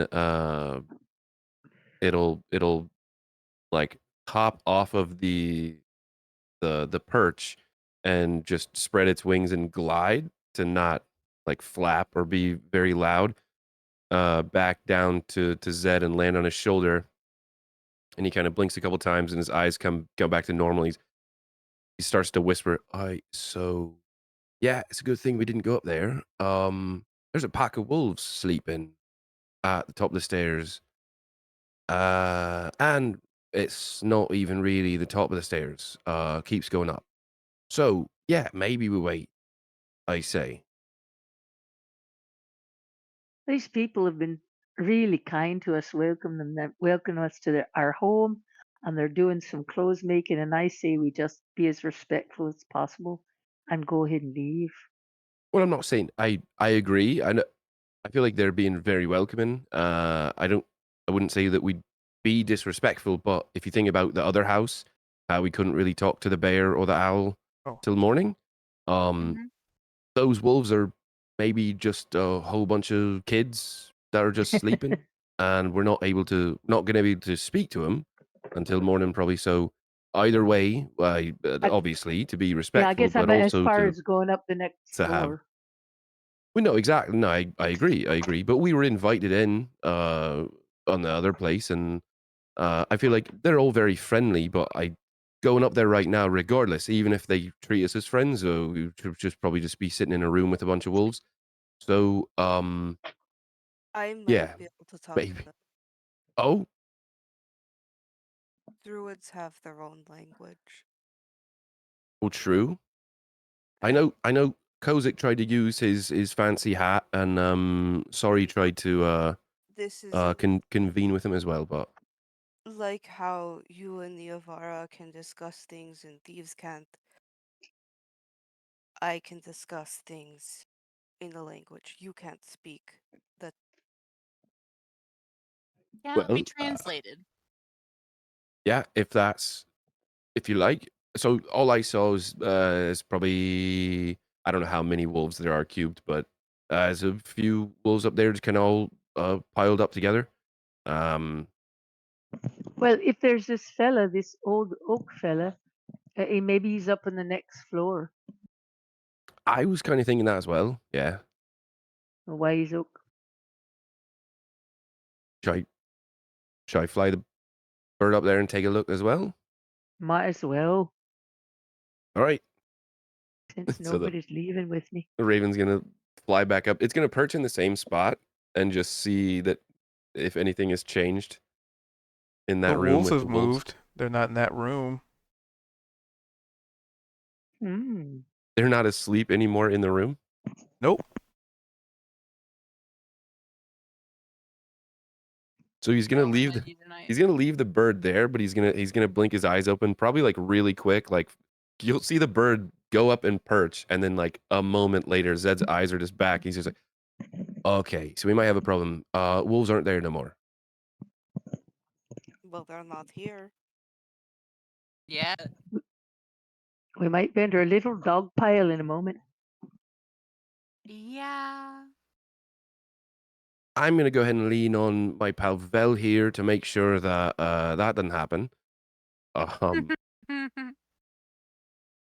And then you'll see Zed just blink a couple more times, and the raven just kind of animates a little bit and flies up to I guess flies out of sight into this next area to just see if the wolves move to a different part of the room. Are they there at all?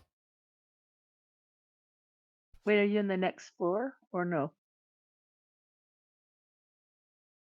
So your raven flies up, and it just gets really just instantaneously like dark all of a sudden, like flying into like a wall of darkness.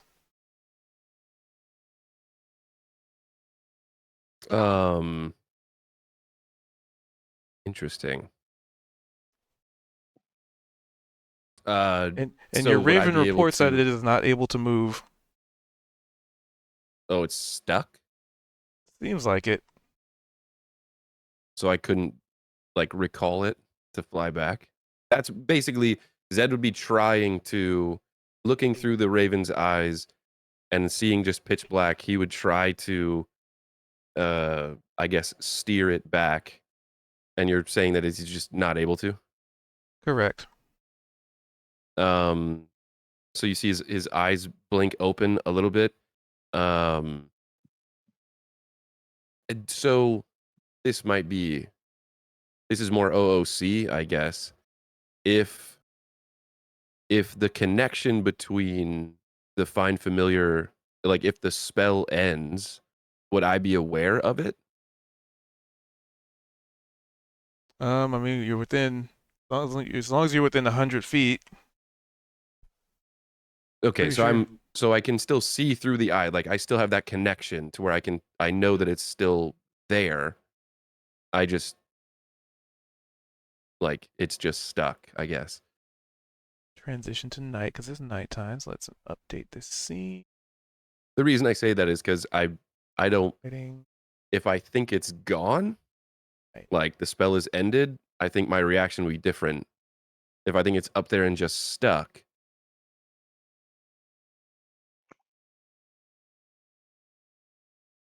might want to go try and rescue it. Add. And you can't tell I which guess- one, which thing I it guess is. here, this might be a better way to handle it. With an inside of 8, does that tell me anything? On the inside of 8, no.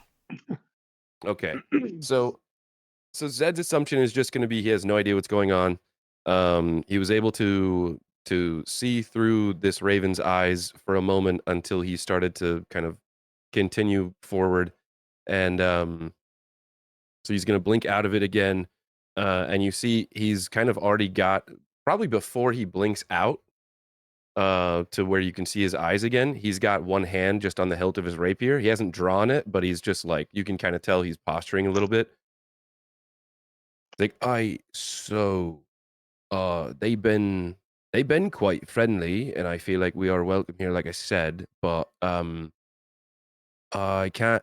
It just went all dark on the Ravens end, and well, I can't bring it back to me, which is concerning. Ate it.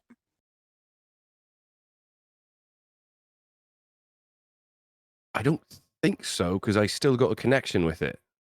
Like I could still try and look through his eyes, but it's just all dark and seems to not be moving. Do you still Hmm. feel connected to it? Is that what you said?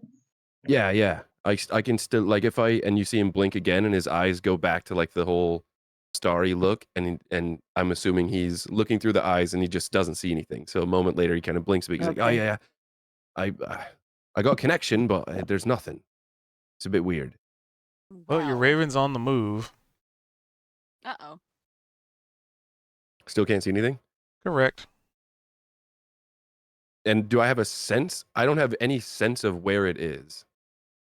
I mean, it's still within range, but it seems like it's moving closer to you, though. Okay. Maybe he's coming back. Hey, Zed's trying to be quiet, but he's just also thinking out loud. Cozy, you got the hat on, or maybe Vel, get ready to speak with something. I feel like the Raven's getting closer. All right. I can certainly understand what's being said, but I don't know if I'll be able to communicate.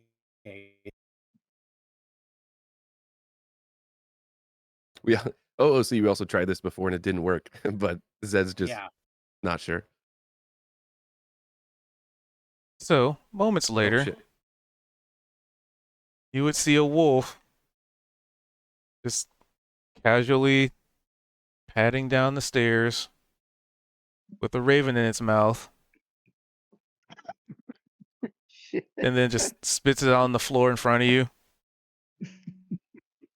and sits there wagging its tail with its mouth open with a big dumb happy wolf grin smile. I brought it back. I brought you a present.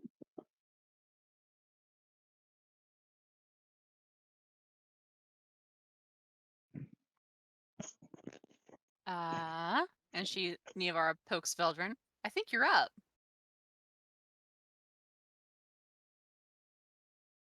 What should I say?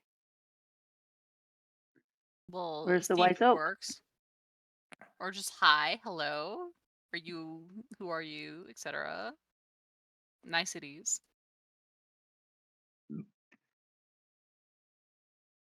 Veldrin turns toward the wolf and in a very like when somebody hasn't heard a language spoken really and they're doing their best to try and try and pronounce the words properly, but they just don't really know the proper way to do it.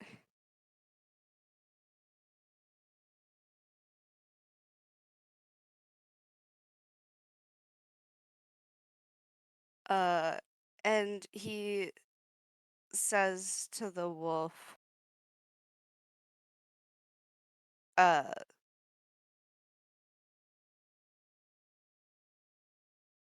do you understand me? It nods its head and wags its tail and stares at you like it has a singular brain cell. He then asks if it's possible for it to communicate with him. It nods its head, wags its tail, and retains its features as singular brain cell.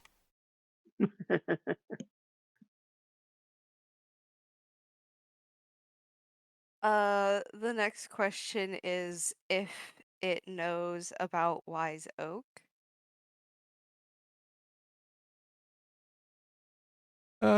Yeah, I guess same action repeated. He asks if Wise Oak is a person or a thing. So the wolf just starts like pawing at the floor like it's digging, but not really digging. Ask He ask gestures. him where he is. Ask him where if he knows where Wise Oak is. He If he's up the gestures. stairs. He gestures to the house, and he's like, "Is this Wise Oak?" It the puppers just runs in circles, excited. He's like, "Is that a yes?" It, you ask the question, he runs in circles again. He's like, "You nodded before. Can you nod for me?" It tilts its head to the side, then the other side. It's like little wolfy ears just kind of flop around, and then it nods again. And then he's like, "Nod for yes. Is this the house Wise Oak?" It nods, wags its tail, and does circles. He then turns to the group and he goes, "We are inside Wise Oak." So it is a damn house. It is the fucking tree. Great. Niavara is busy digging through her bag.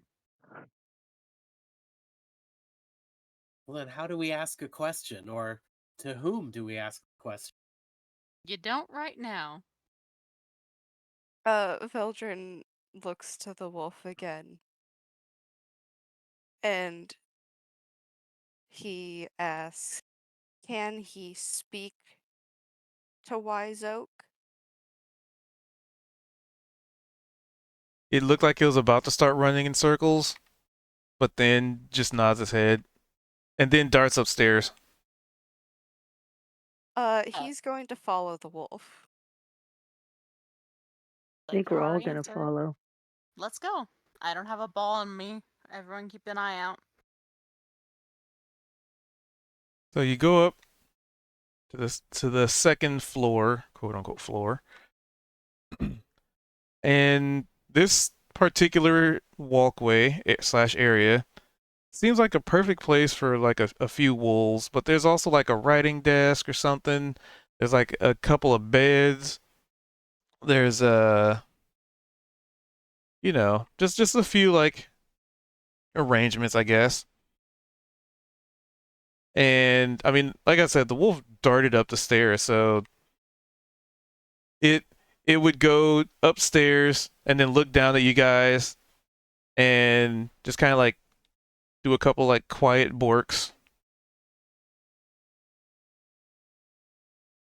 I think we ought to follow.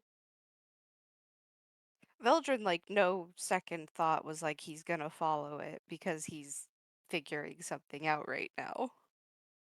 Yeah, and if you took any hesitation, like the dog would have like, or the wolf would have run back downstairs, run circles, and then run back upstairs. Just like, you know how when little dogs get excited, you could just kind of like wind them up, kind of Mhm. like that. But imagine a full ass grown wolf doing it.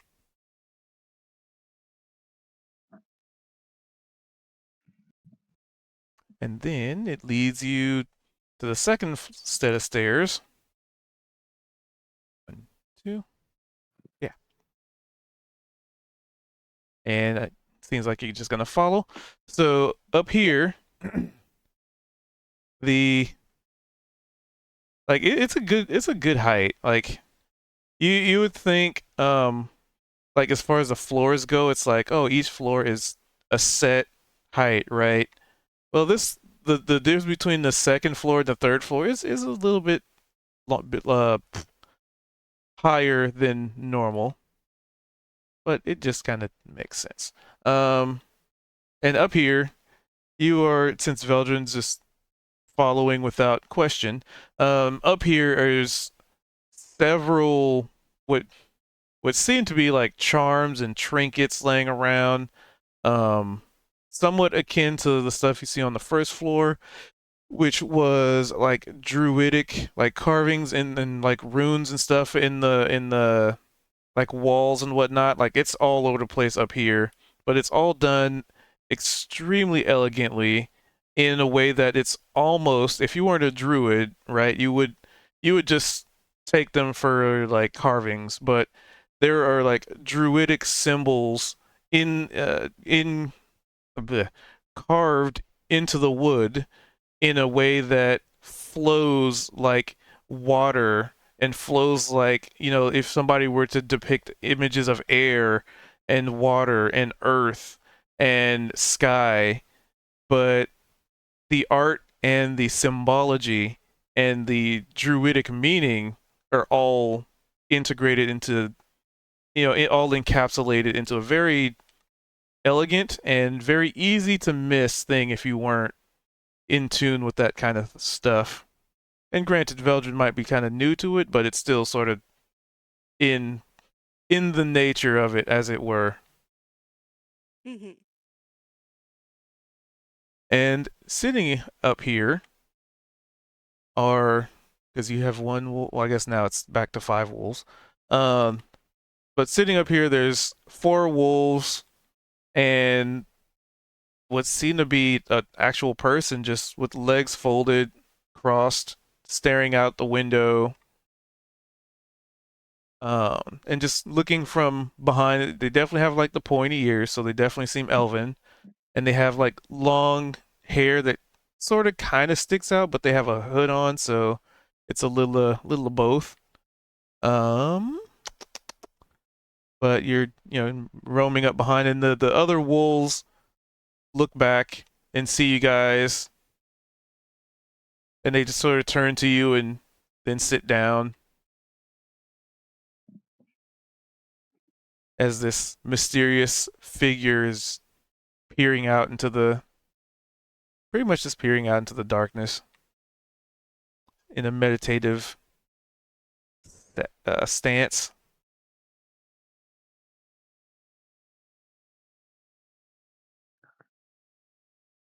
Well, so sorry, says, excuse me, might you be who's known as Wise Oak? No, that is not Wise Oak. And as you hear this voice, you turn around and you see that there is currently a face that has formed in the wood behind you. Oh,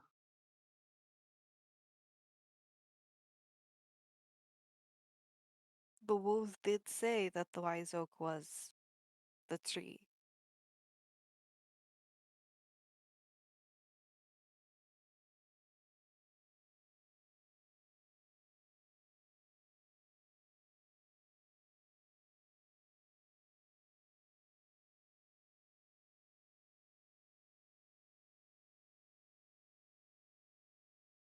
Oh, there we go.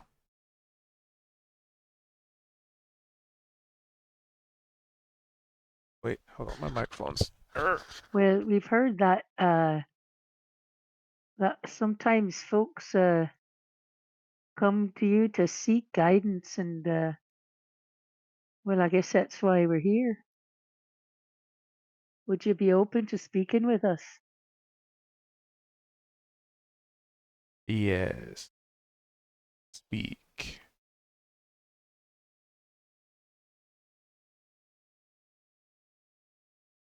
What did you want to ask? What did we want to ask, Wise Oak?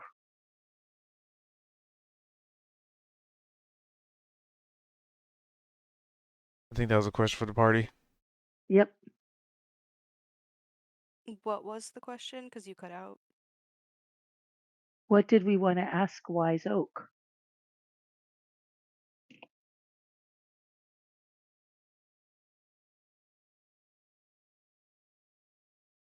Well, we were looking for a way forward, weren't we? Yes. All right, because this trail kind of has a block.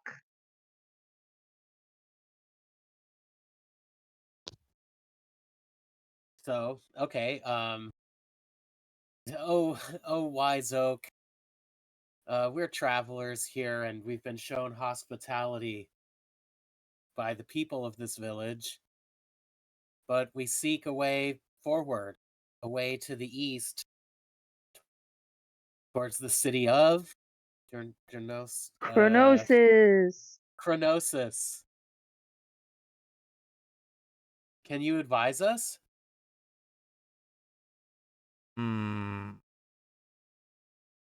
Wise Oak does not know of this city.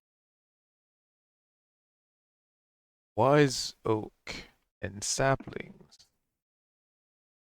only travel local.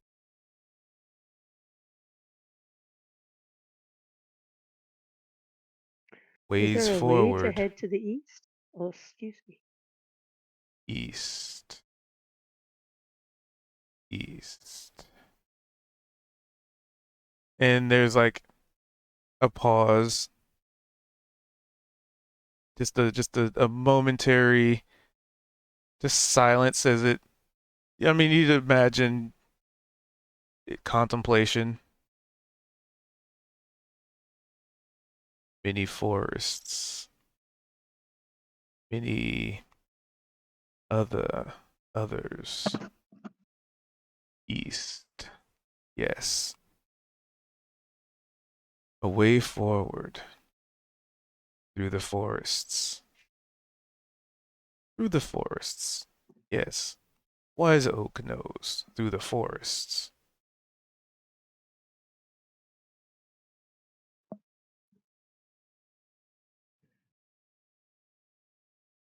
But Wise Oak has not heard of this city.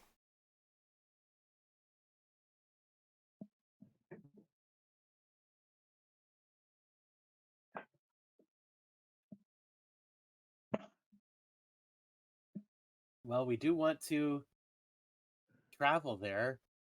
Does this village itself travel to the east?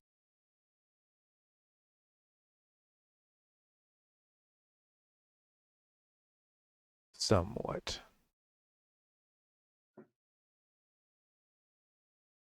But our current heading in a few moons will be north. Because they're here. Wait, no.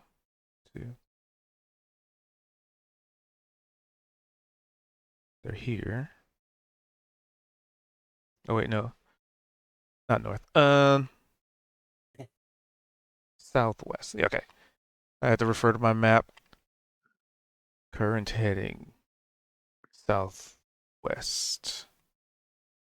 Yeah, southwest. Wise Oak knows this.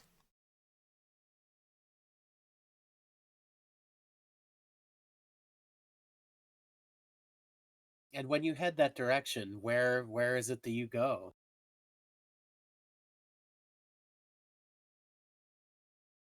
Near the next towns. To trade. To learn. To meet.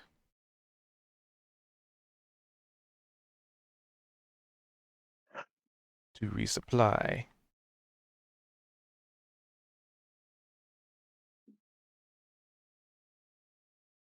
It is what the people wish.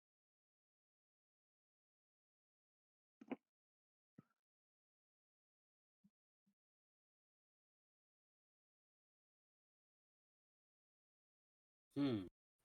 Well, I wonder what else, fellows. I wonder what else this wise oak tell us. He doesn't seem to know the way forward for us to keep traveling. Have you considered if forests are too dangerous? Underground, there are many caverns.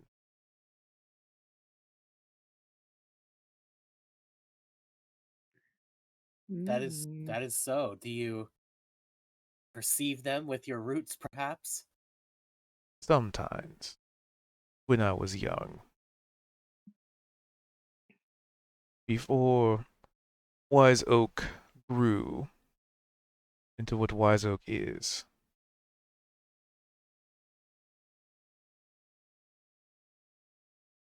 Hmm. Do you When you know of an say int? that, Go oh, ahead. sorry. Go Well, ahead. I'm wondering when you say the underground, there are many caverns, but you're saying that it's safer to travel underground, that we won't run into as much danger underground as we would in the forest. Wise Oak knows the forest creatures,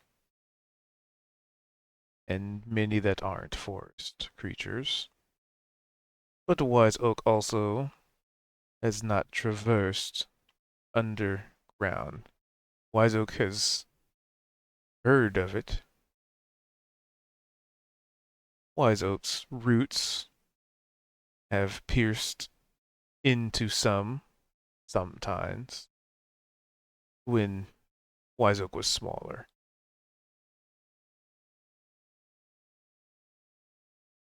But then why are you recommending that we go that way? If forest is too dangerous, go under Oh, forest. the forest is dangerous. Okay.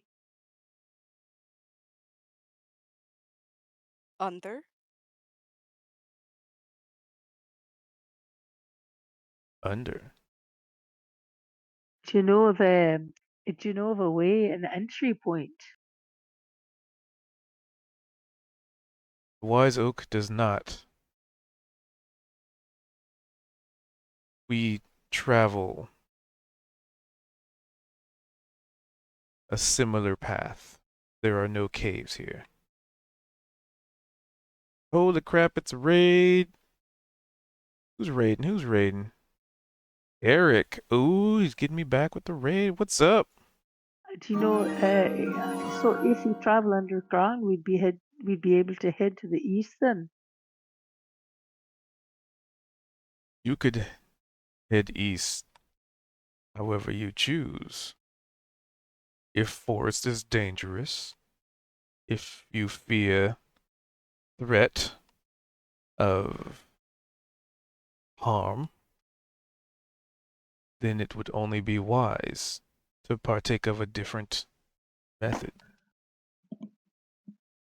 And So not necessarily go underground right away, but at some point when it feels dangerous, perhaps. hey, thank you for the raid. Appreciate you.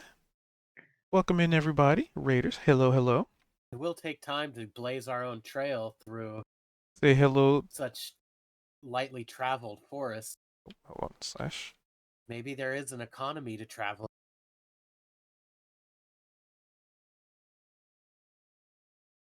Hey, a raid from Game Master Eric. Say hello to Eric, everybody. Hey, Hi, Eric. Eric. He's probably doing post game stuff, so he'll never know that we're showing him all the love. Also another DM, by the way. Also streams D&D. Cool. How's it going, DM? DM Mac the Axe. Yep. Hello, hello. Elena. Hi, how you doing? Welcome in. Hello, hello. Welcome in, everybody. I am Cubed. I am a Durgan. And a Durgan Dragon Master Dungeon Anyway. Back in character. Game Is there face. anything else that you can tell us, Wise Oak, that you think might be of use to us?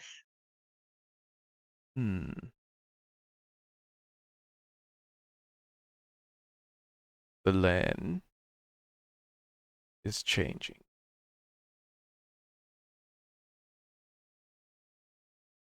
But along Wise Oak's path, it remains the same.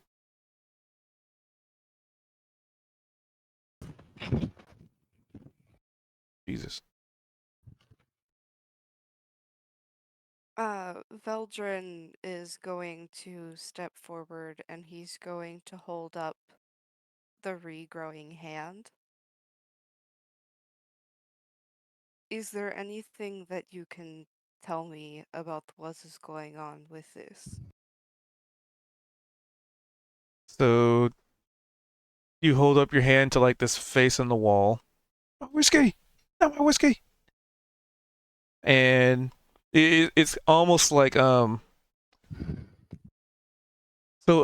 imagine it's almost like somebody's reaching out from the wall with like this a wooden hand is reaching out from the wall, and it um places itself like under Veldrin's.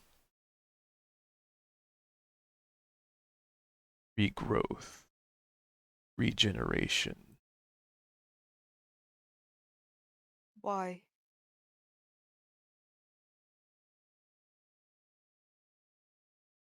And the face looks like goes from looking at your hand up to Veldrin's face.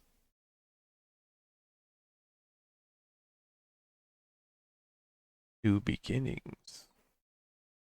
Where death once was, life will bloom. Where a flower wilts and dies, life sprouts.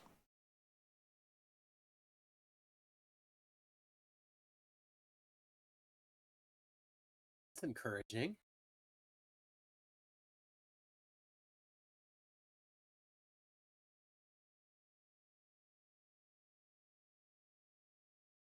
What are all of the totems and things around? trinkets, baubles. Respect, I suppose. Wise Oak does not need symbols and charm, but it makes them happy. They give them to you. They do.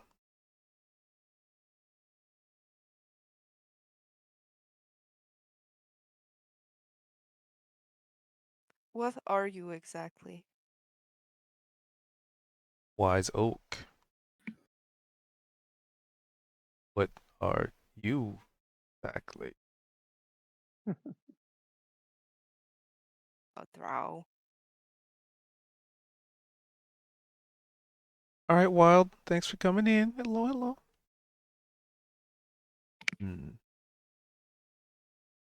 Akin to Wild Oak's family.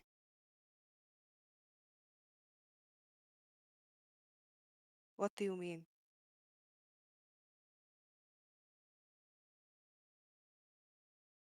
Hmm.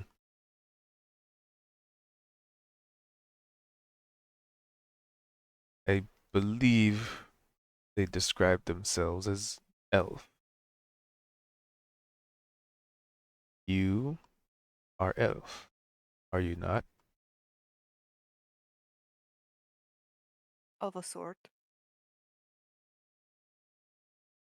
Then you are as much a part of them as they are you. The difference between a the difference between an eagle or an owl or a raven, and it kind of looks to Zed, and a hawk. You are all birds, just of a separate feather. I don't know about that. Does Niavar say that out loud? He's more like leans over, whispers it to Sari in like the tiniest of voices. She's like, ugh. Not Sari, Opal. I think she'd pick Opal because Opal's like roughly her age. Opal's only a year older than you. Exactly. I think she'd grow like a feather. Just for the hell of it.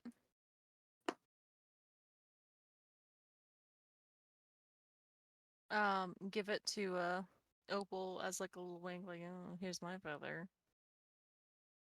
Hmm? Making fun of the statement. Say again, you're kind of quiet on my end. Oh, sorry.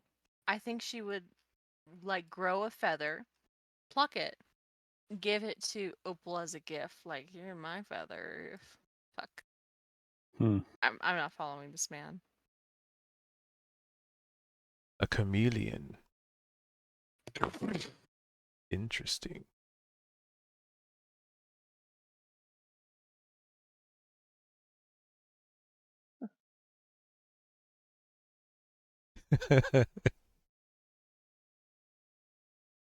And the face seems to look over everybody for just a moment. Does Velgen like pull his hand away? Does he just still Yeah. have it out? No, he's pulled his hand away.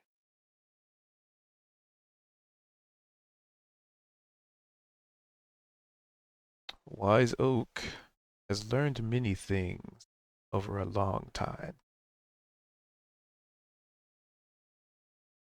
And then he looks to, as Niavar did that, and he just said, "Ah, a chameleon."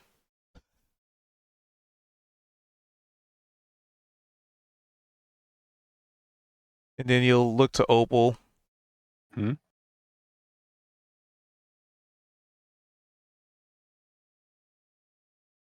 Interesting. What would be interesting, my appearance or what I am? Both.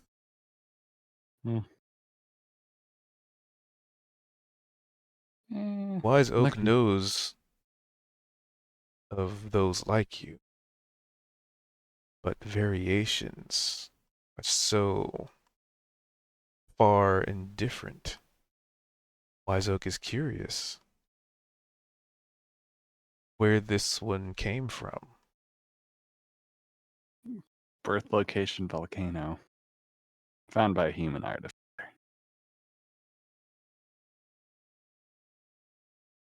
Ah.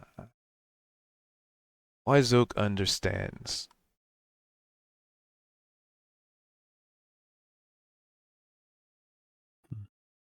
But wonders, have you met any of your other kin?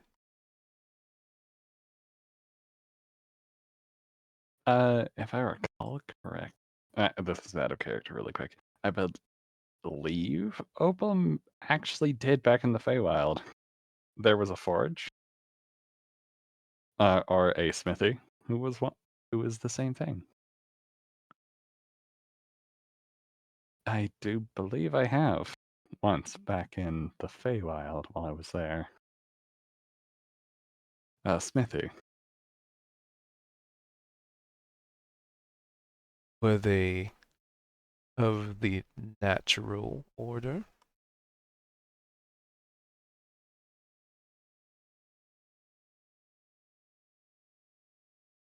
I do believe they were. Interesting. What material were they made of? If I recall correctly, stone. I am thoroughly aware the material I am made of is unusual. Indeed it is.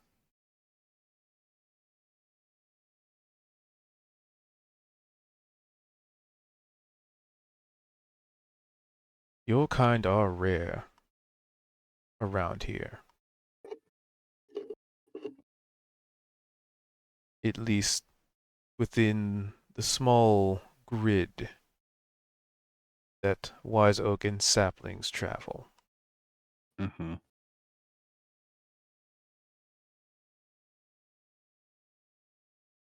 Hmm.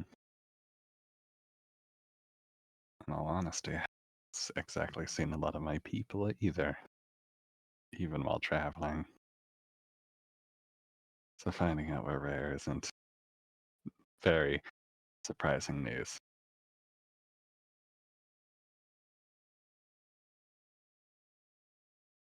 Understood. And it eyes over Kozik.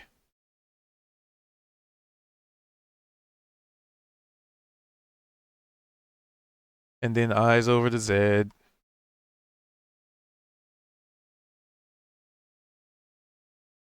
And then eyes over to Sorry. Basically just going through the party and just looking at everybody. Kind of taking everybody in. Sizing people up, I guess. Seeing who is within the domicile.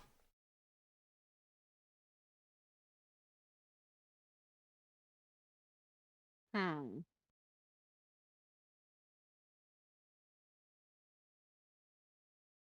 Are there others like you, Wise Oak, out here who wander the forest?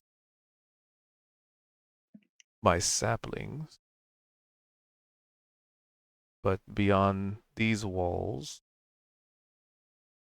I am unaware. Well, as of currently. When Wise Oak was young, there were one or two in my travels.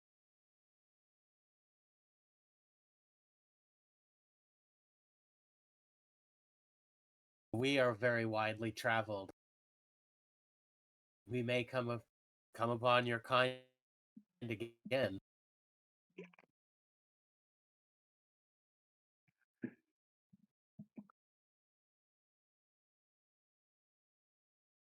Then I would only hope that they are doing well and not harming travelers.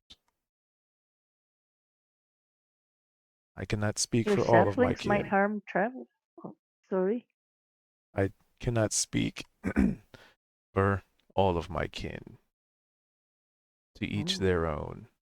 To each their perspective. To each their reason.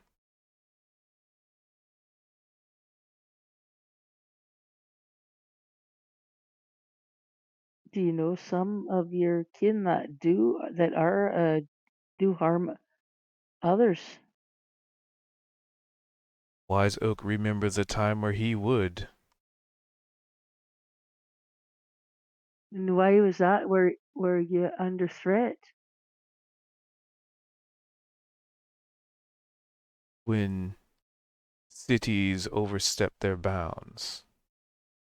Mm-hmm. And they do not replace what they take. Right.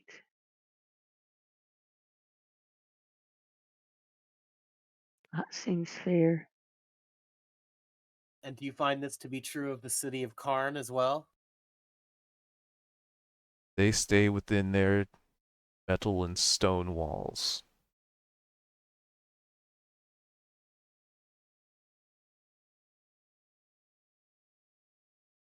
And what of the people of Gura? Do you know them? I have met them, yes. Simple people. Common folk, as your tongue would dictate.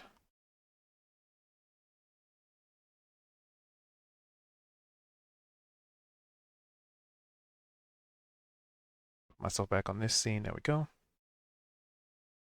But beyond that, they are hospitable.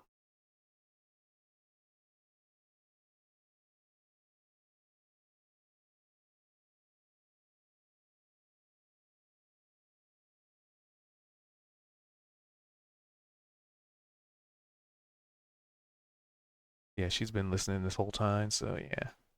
Could have heard all this. Okay. Well, I guess finally I would ask, do you know anything of the astral plane? Wise Oak knows nothing of the stars, except the constellations at night.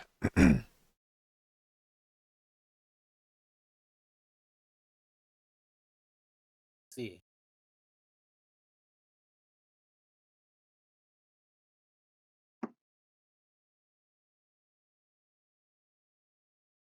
I thank you so much for your knowledge, for helping us out. For the hospitality of your people. Absolutely. It's Well, quite a lovely village and a beautiful group of people here. why, If I thank you. weren't on the road, I could settle here for many and many a year. Well, that's the idea, Shug. As you hear a voice coming from the elf sitting cross-legged. Elves don't sleep, they meditate.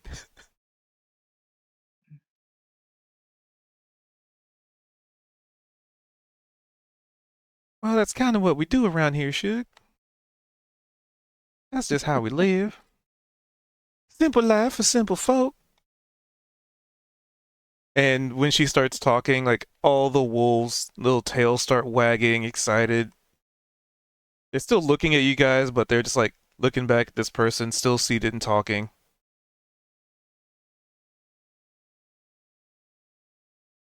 So, you said you're familiar with, but don't you don't know a whole lot about stars, but you know about stars? Am I?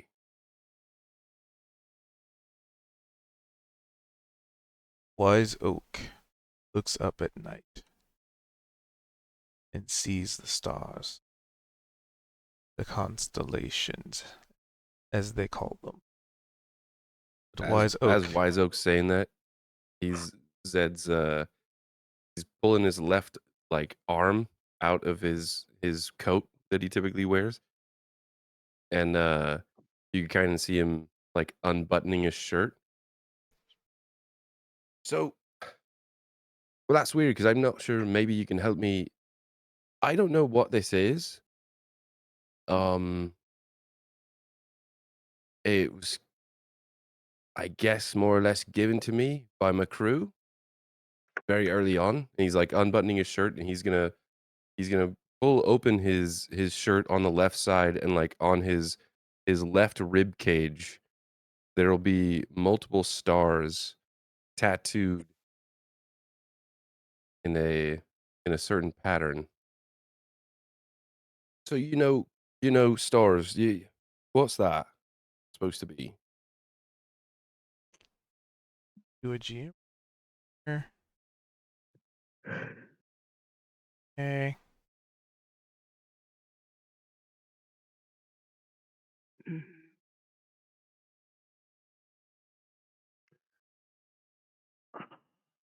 And it is nighttime, so you would actually see as you're presenting the mark, you would actually see some of the vines, like twigs and vines and sticks kind of just moving, growing out of the wood and up into the quote unquote ceiling. And you just see it pull apart the ceiling, kind of like how the door was just pulled, separated, and open. You just see, kind of almost looks like a good, like half of the roof just disappears as it's just wedged open, revealing the sky. An unimpeded sky.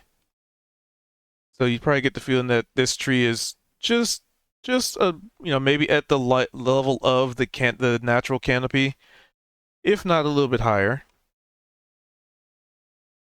just to have that clear view. And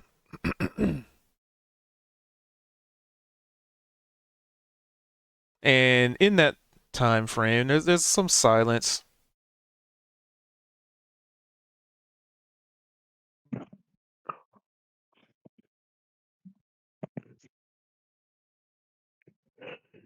Zed's probably like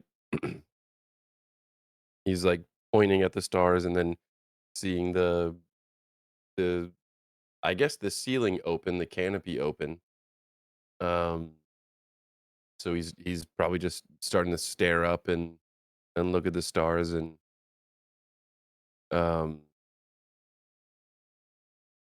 probably look for something that might seem familiar, but without, I picture that we're in the forest and it's fairly dark. There's not a whole lot of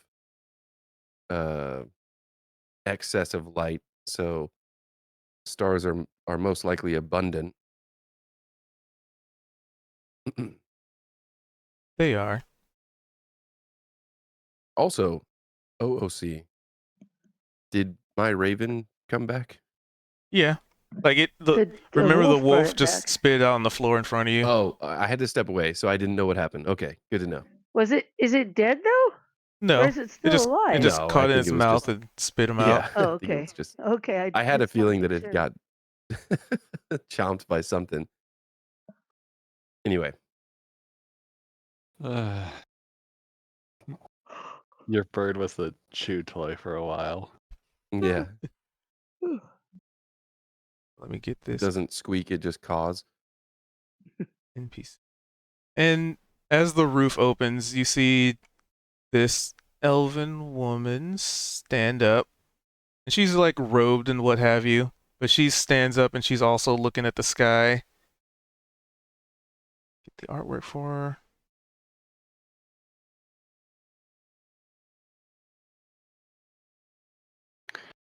Aha. Oh, so that's who was The sitting. one saying sugar. Yep. She's got Sugar? Shug. Been a while since I've done Right. some Shug. Oh man. Sorry's in love. Sorry has a type. A fellow armored elven woman. Yeah, she's pretty simple.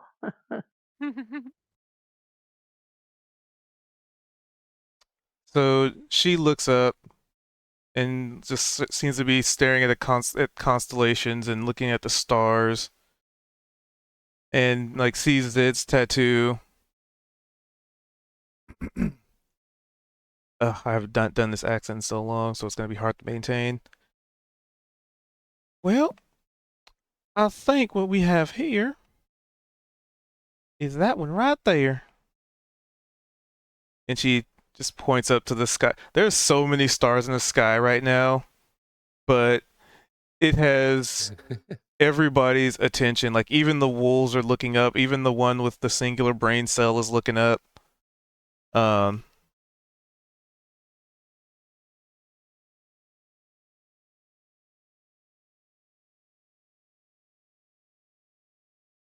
Yep, that's definitely that one right there.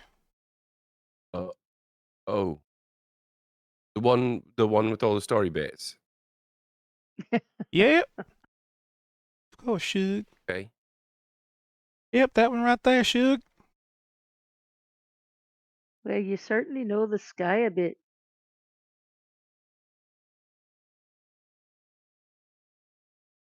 Well, I do spend a lot of time stargazing.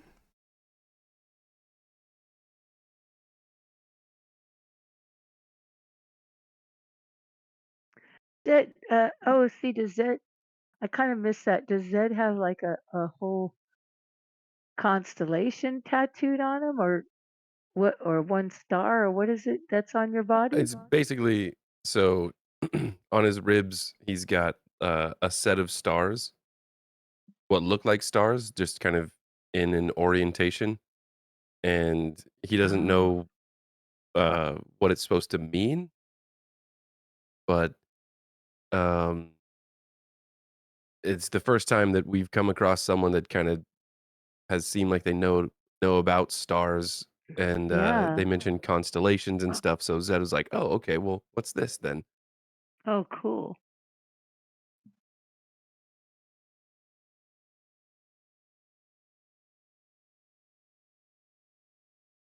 Do you know anything about that star? Like, is there a story for that constellation or anything?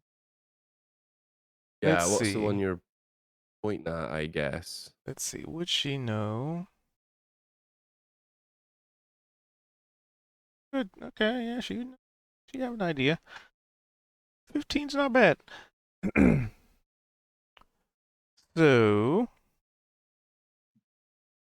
she would take a moment, take a seat, go back into the meditative state.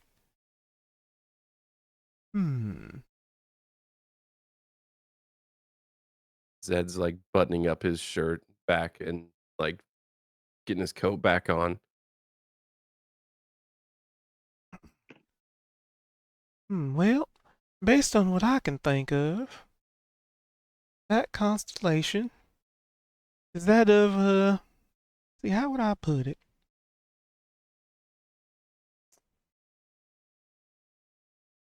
And she'll like it looks like when she sat down she grabbed like some parchment and a little bit of ink, and she jotted it down, right? Like she saw it and she's trying to commit it to memory, and like maybe have something to hand you even though you technically already have it tattooed on your torso.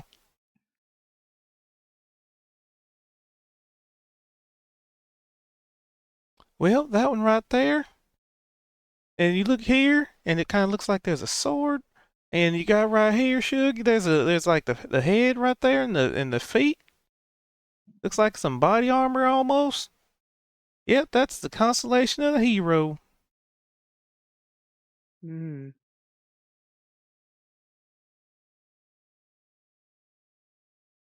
Well, do you know the story of that hero?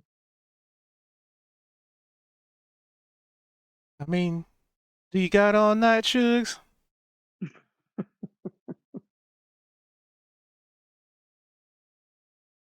Well, so And Why Is are it you just? changed to animal? Oh, sorry. Yeah, we're talking about the constellation. Sorry. Oh no, I was just gonna ask it. Like, so, is that the name of the constellation? Because we eventually we're going to be going to a big old library in Chronosis, and uh, I may might be kind of keen on seeing if I can find a book and read up on maybe more meaning of it. Yeah, yeah, I'll write that down. I'll get it for you. Oh, all right. It would be, yeah, Pierced What's your Hero. name? My name? Callistra? That would be me, Shook. Oh, you're Calestra. You don't shift at night like the rest of the folks in your town, then? Yeah, sometimes I do.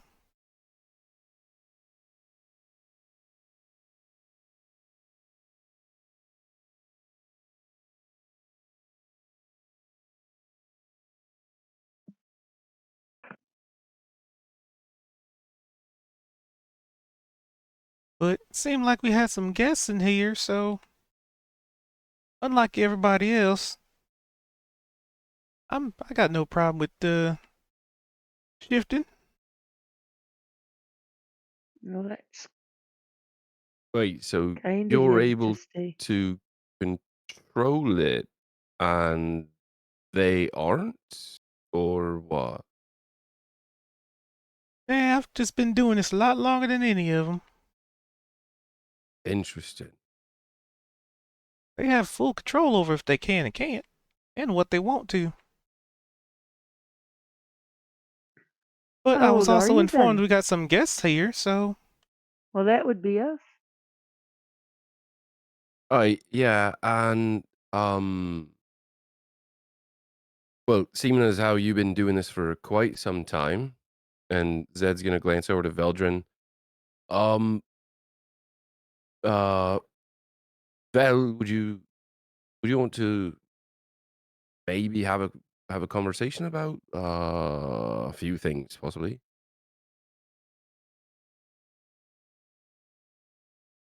Yes, I think that would be good.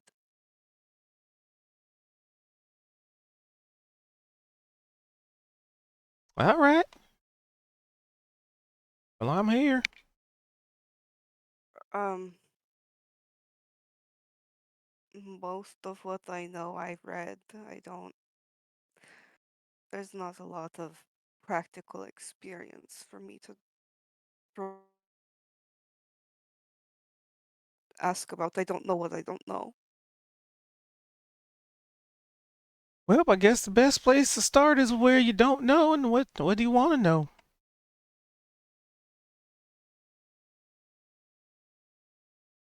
As she, pats the ground next to her inside like this carved circle in the ground or in the floor.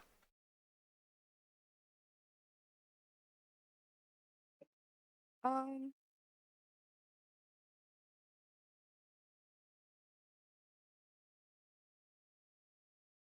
I I don't even know what is practical and what isn't. I don't know what's real and what's just people talking. I don't. All right. Well, here, have a seat. He sits.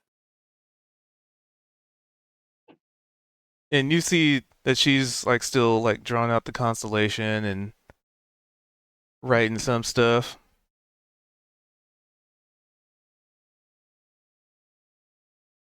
So, I guess the question is, you want to know what's real?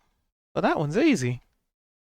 And with one hand still writing, she reaches out and like pinches Veldrin on the cheek. Did you feel that? Yes, but that's not.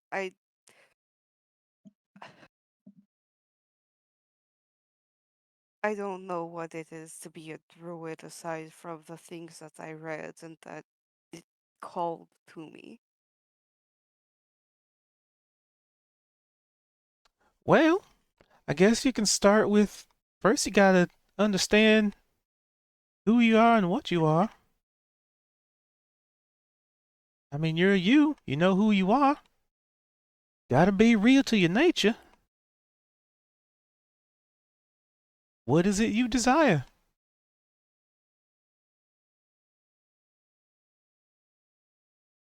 Peace, quiet, safety.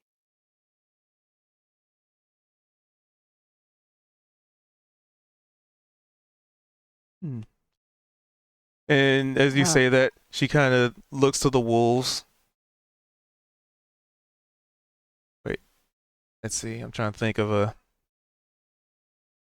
No, she wouldn't look to the wolves then. Wolves are kind of pack hunters. So, a solitary hunter then, huh?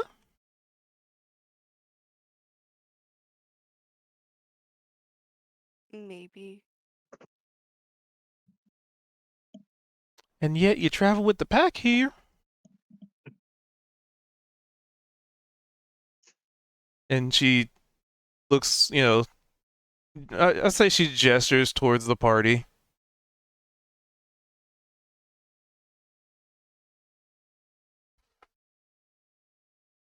Seems to me, at least from a outsider's understanding, that you're saying you want peace and quiet, but you're in a group of you're in a pack of people who are quite the opposite.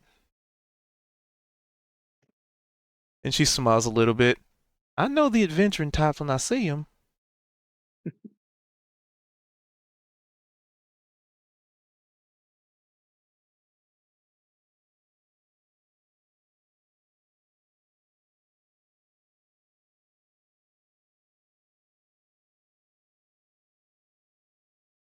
I don't necessarily mean peace and quiet, like to be left alone. I mean peace, as in I don't want conflict, I don't want these problems, and quiet because of everything else.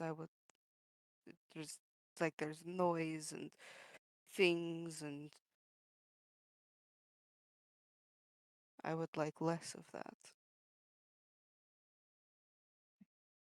She lets out a little bit of a chortle and That's right. Point still stands.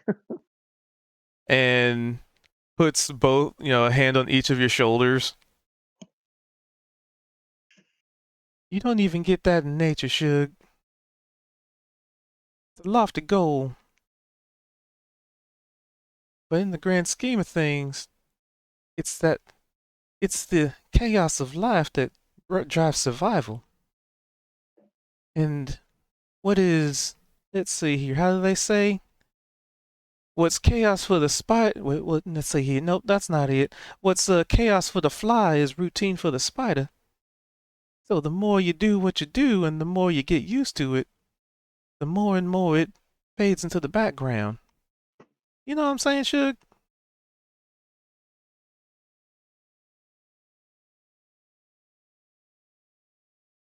I guess.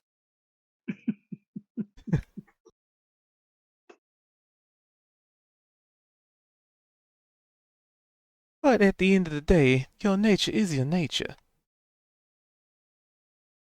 You want peace and quiet. Well, it's pretty peaceful and quiet here. If you want drama, well, I'm sure there's some plays going on in one of the towns that we travel. They like putting those kind of things on. It's entertaining for the first few times, I guess. Why would you offer me a place here? You don't know me, I don't know you. That's the point. You don't get to know somebody by pushing them away.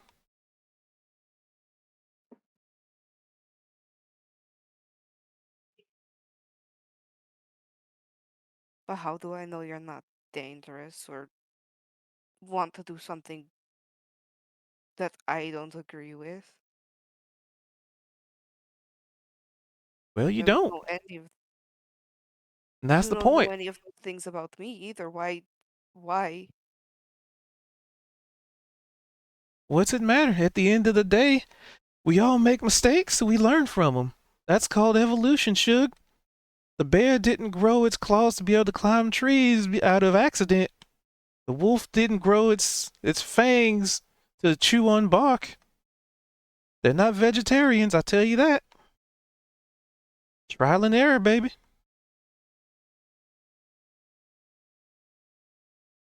If you don't take a risk, then you're doomed to stagnation.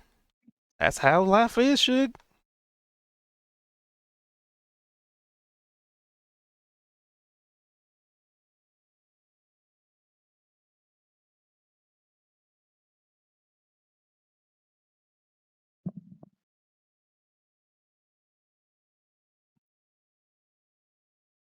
Well, I can tell you this, Veldrin, I'd take that offer if I didn't have a commitment to my mate there. I don't want the offer. I don't understand it. I don't want it.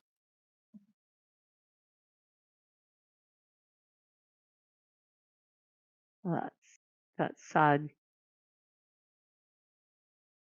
Just offering you peace and quiet, mate.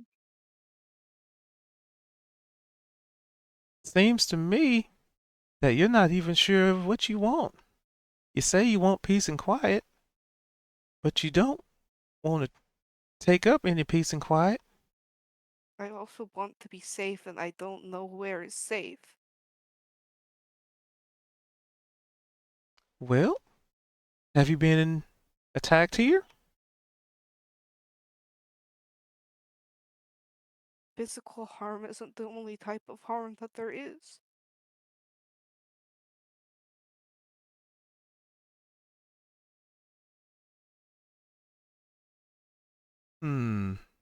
How'd she respond to that? Well, that may be the case, but we don't have to worry about that here. Like I said, we're simple folk around here.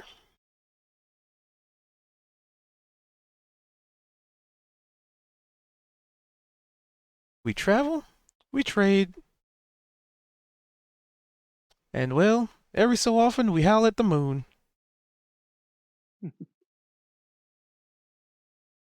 And at that point, all the wolves are still looking at the sky and they just each howl. Oh, woo.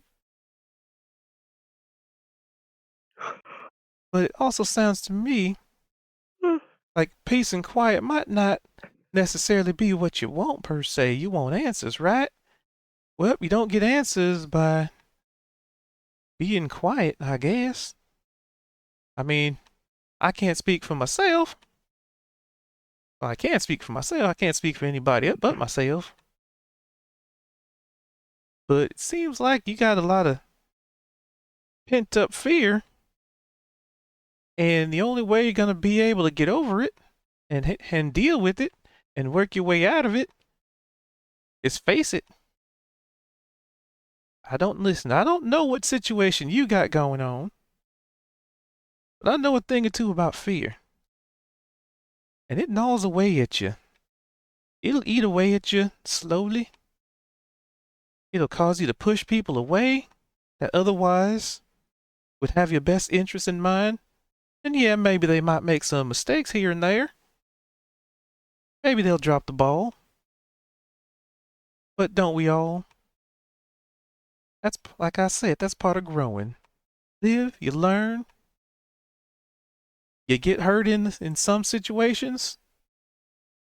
And well, as I like to say, if you take a scar and get wounded, make sure there's a lesson with it.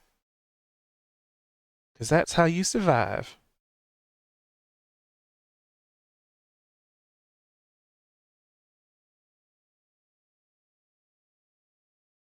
At this point, she's finishes scribbling on the parchment and hands it to a wolf. Like she rolls it up and not really seals it, but just rolls it up and gives him that a nice little ribbon, and then hands it to a wolf, and then the wolf, you know, pads it on over to Zed. Oh, thank you. Do I open this now or I mean, it's just I think information on the story.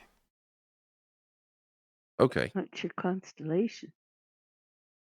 Zed's gonna kind of look at it for a second and kind of look down and almost looks like he's in thought. We'll check it soon. He's gonna stuff it into a pocket inside of his coat.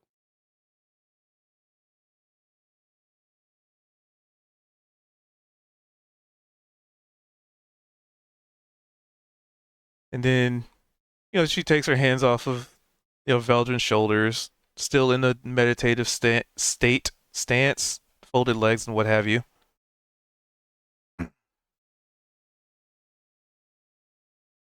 But at the end of the day, it all just sounds like you feel lost.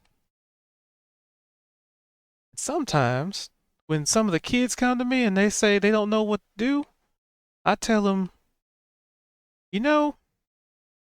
just pick an animal that you feel is right at the moment and just be that thing for a little bit.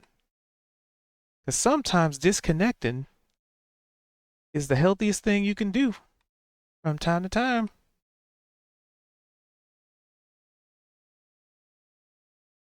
Real easy to get caught up in the what ifs. Real easy to get caught up in the hows and the whys. But at the end of the day, what's it matter? Sometimes it doesn't. And we just overthink it. Ain't that right, Oak? Yep. Yep. What's the elf's name again? Calestra. Celestra. Okay. Kelestra, Kelestra. Calestra. Yep.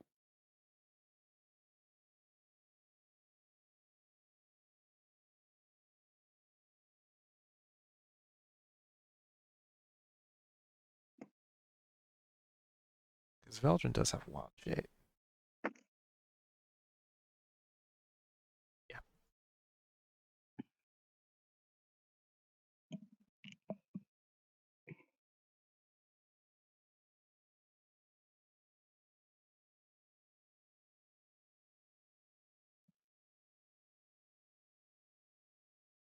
But, what do I know, right?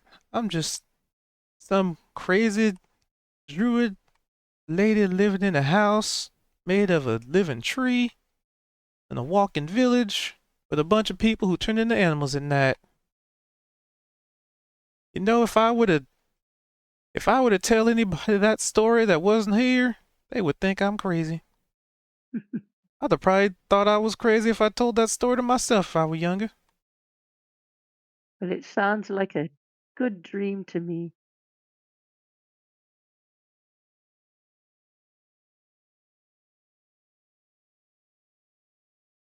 And then she sort of like looks at Veldrin and just gently puts a hand on his hand, the regrowing one, and she does it without fear or hesitation.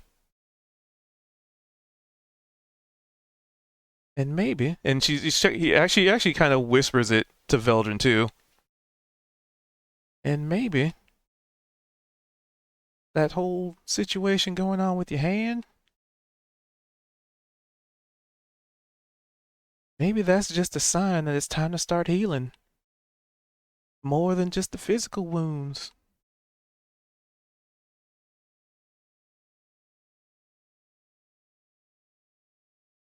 Spells.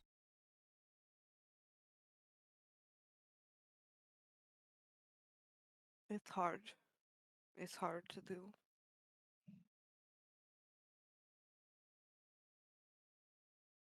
Oh, I never said it was gonna be easy, Shug. But you get stronger. You only get stronger by learning and experience. So I'm trying to find a spell here real quick.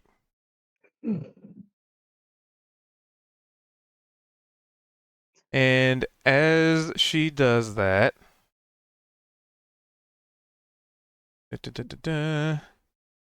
she casts a spell. Where is it? Where is it? In my notes. Sorry. She has quite an extensive spell list. I gotta find it. It's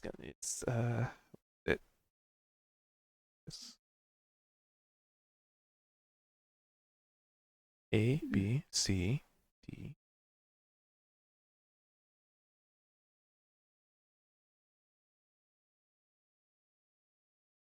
Ah, there it is.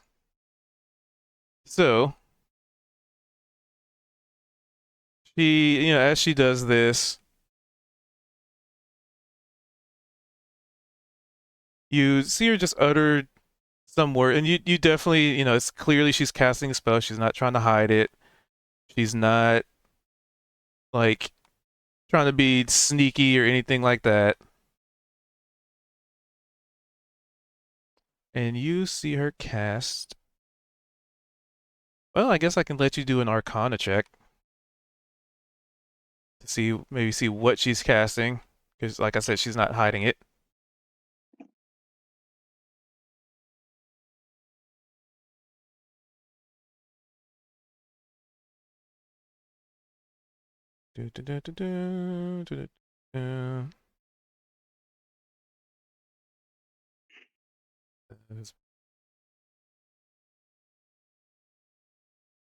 So you got.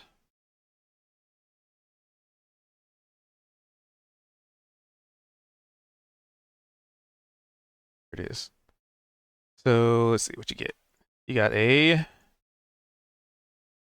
13.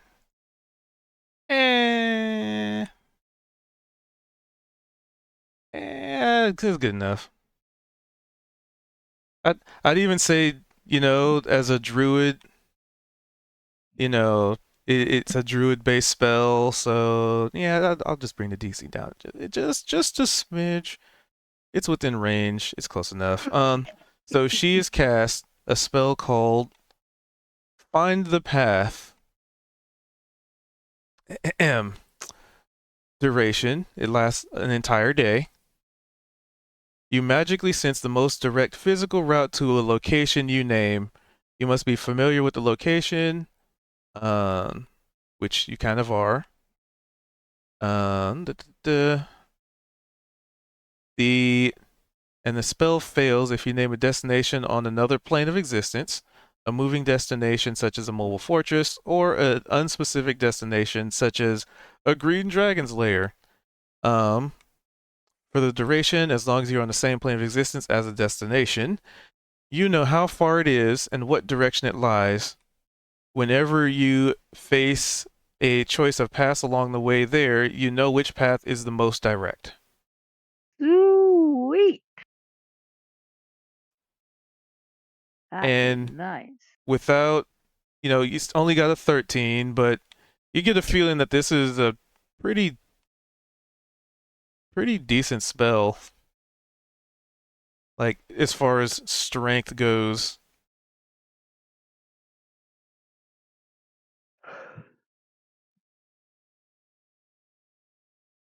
Well, maybe this will help you find your way. Oh, that's great. That is. Thank you. Let me see if I can actually link it in the chat. See if I can do this.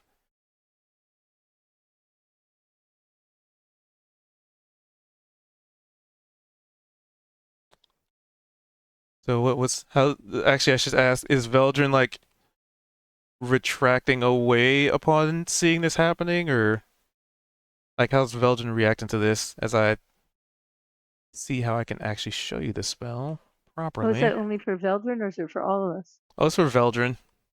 Oh, I thought it was for all of us. Okay.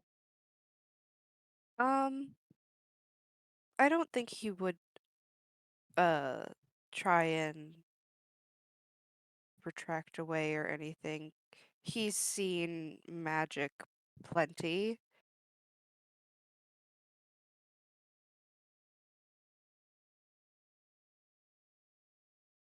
Bells.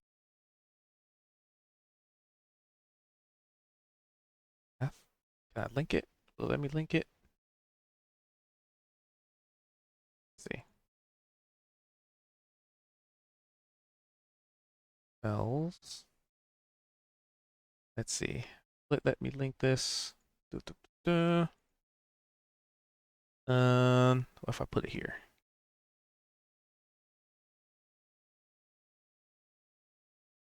Okay, I might be able to make this work. Gotta select a token. So I haven't done it this way before, so I kind of want to see how I get it to work like that. So let's do Veldrin. Put you on the board for a sec.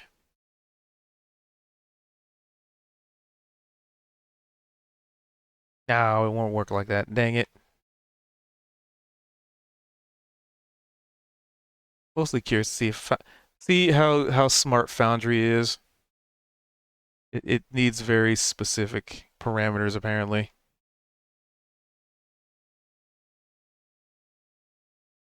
What if I give it to her? Or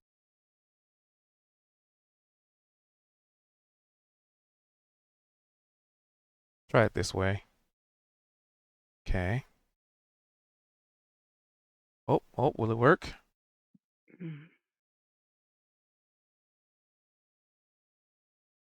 There it is. Aha.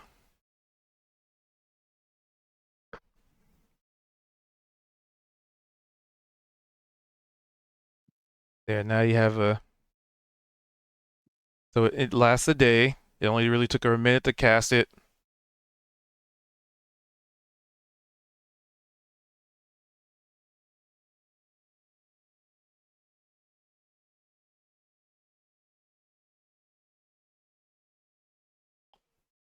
So with that, I'll just do a quick around the room, see who's doing what, as we're about to wrap up session. We had a late start, but that was because technical issues. So let's see, who hasn't really said much lately? So what's Kozik been doing in this time? Kozik's been kind of taking it all in, and so did he see her give the cast the spell? I mean, I guess I'm aware of it. I'm in the room. Yeah. And so with this spell, we can find our way, whether underground or above ground, to where we're going, or at least put us on the right path. If you give me an Arcana check. Like I thought it Veldrin was knows what for the spell Veldrin. is. Well, I mean, I was asking. Oh, like OOC? No, like I see, like in character. He asks the woman, like, you just cast the spell. But I mean, I guess nobody knows. I guess I don't know what it was. Yeah, that's what I was like. You know she cast a spell, but Veldrin's the only one who did a check to determine what that spell I was. might as well let's roll a die here. I haven't had a chance. Yeah, I mean, so I guess Kozik sees a spell being cast and is basically just asking, "Well, hey, what did you just do?" I guess I assumed I knew more about it than. Let's see. With an 11, you're not sure. Seems like powerful magic, though. Unless you want to use an inspiration. No, I don't. Oh, I'll hang on to that. Time to do something action-packed or something, but yeah, wow, yeah, Kozik is chilling.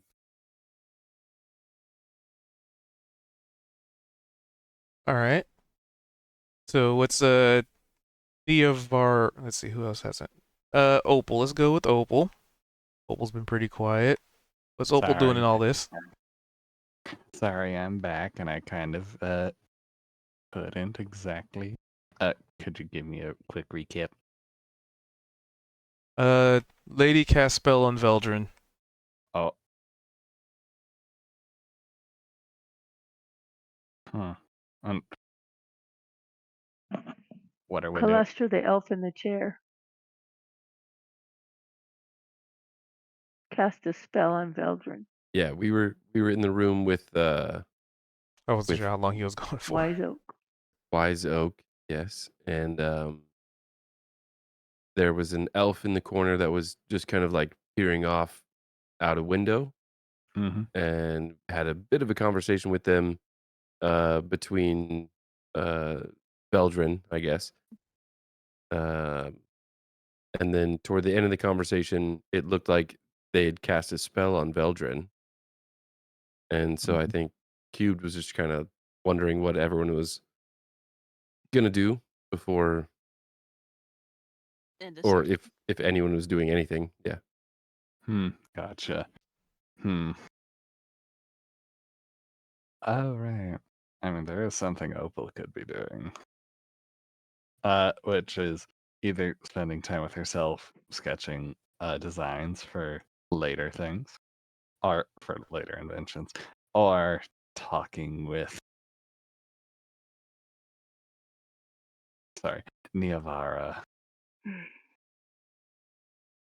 And What spell he's using on?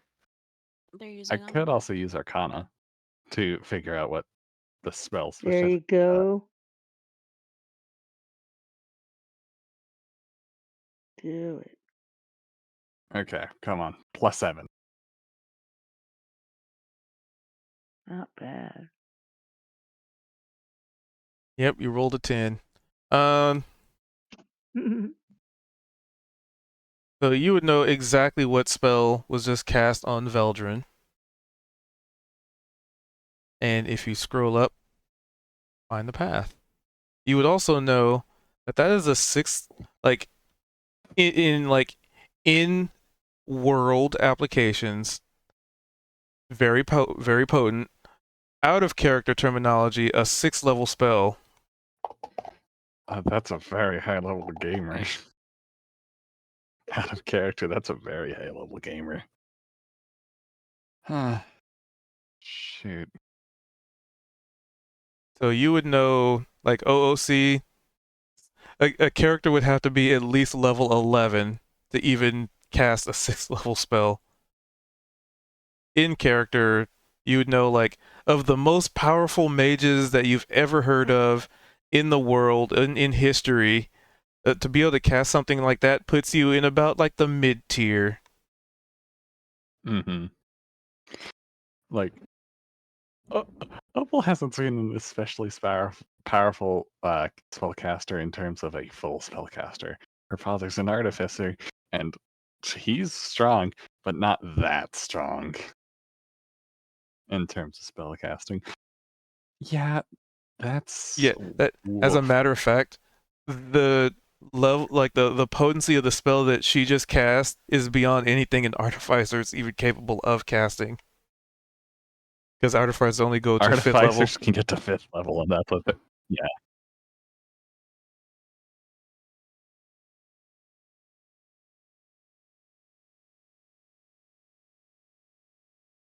And she just kind of did this on a whim.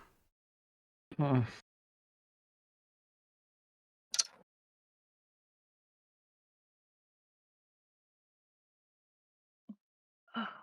Huh.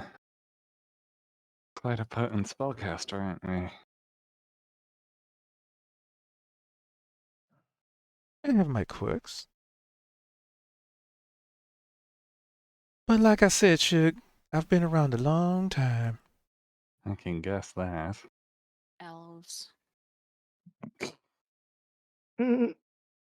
So Opal was saying that out loud. Yes, Opal was. All right. I'm gonna insight check Calestra. She has been around a long time. I Like with the realistically, 17, based on her mannerisms, based on her knowledge, um, you definitely get to feel that she's at least a couple to a few hundred years old. Elves typically don't like die of old age. can I know it's a 17. It's not like a crit. Um,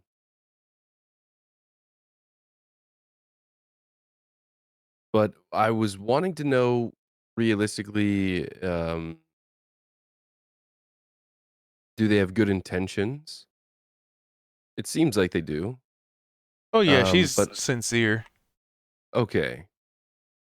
Could I, with this insight, because I know that we mentioned Grenstel and Tio to Wise Oak, and that Calestra has been listening to the whole conversation. Does Calestra know Tio? Doesn't seem like it. Okay. Interesting. Two very powerful entities.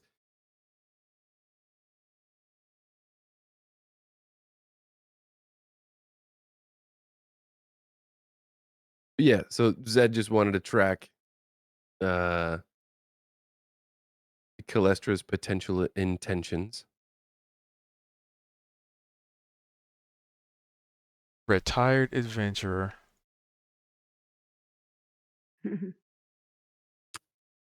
Is that what? I mean, it's the only thing that Zed has to work off of, because like because you're referencing Tio, you're referencing Grinstall. Both of them are retired adventurers, and they're both very powerful. I guess Miriam. You don't really know if she was an adventurer, so I guess that would be sort of the outlier.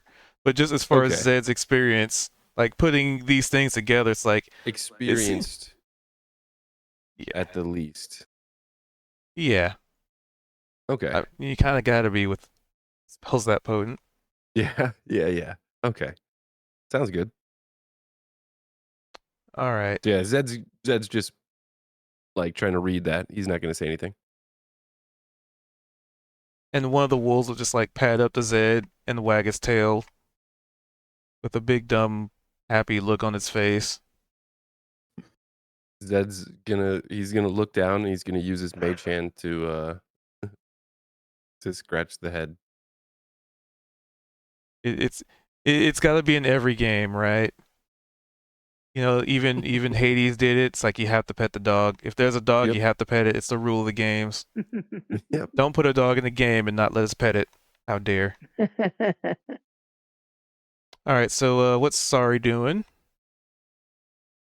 Oh, she's been very just totally attentive to what is going on and realizing how powerful Calestra is and wondering if she knows anything about the Feywild and Oberon. And she's thinking about asking her. But everybody's been talking, so she hasn't said anything yet. All Is right, my so time to ask? yep, this will be your chance. Lady Calestra, I'm wondering if you're familiar with the Feywild. Shug, it's not lady. You just call me Calestra. Don't need none of Well, them I'm formal sorry. titles The around way I here. was brought up, excuse me. Calestra, do you know anything about the Feywild? Are you from there? Are you familiar with it? Nope. Ah, well, it was worth an ask. And then I do want to do Arcana check and see if I can tell what kind of spell is going on there. So that I can. No, damn. I mean, you yourself would know. I mean, I guess it depends on how much information Opal provided on their response.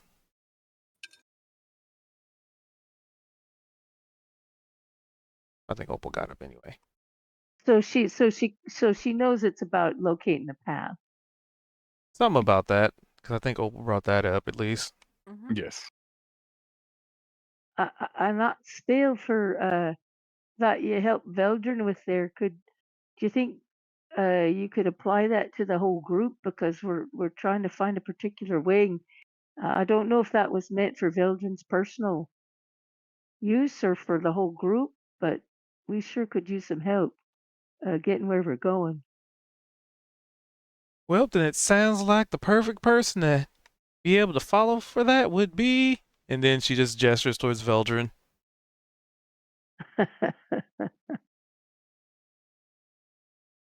Because if you notice, that is a concentration spell. You can only have one concentration spell active at a time. Oh, okay. And it only lasts for a day, though. That's a whole last day. That's a long time. Okay, well, I mean, just that we're more than a day away from that town. You kept Yes. talking like it was a long ways away. So, Yep. So for one day, you know exactly where to go, and all right, unimpeded. and we'll hang on to that general direction, I guess. I mean, I'd probably just extend it to like a day and 8 hours, because you guys are probably going to be doing a long rest soon. Yeah. Or she'll just cast again, either way. So let's see. So what's Neovara doing? Unless there was more that Sorry wanted to do. No, she's trying to go to bed soon. Yep. I think that Neovara would be most Elise, just as we're wrapping up too. concerned Dang. about Veldrin, right? He said quite a bit of stuff that like was concerning to her. To Yeah. this relative stranger.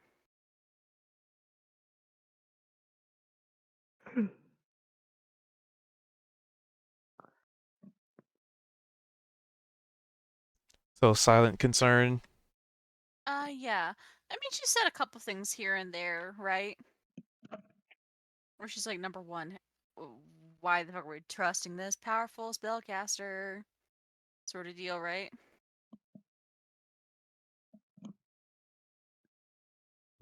Did you say why are we trusting her?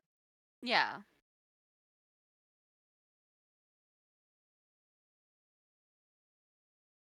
Well, you've got a way of checking the vibe. Sari's checked her out. She's the real deal.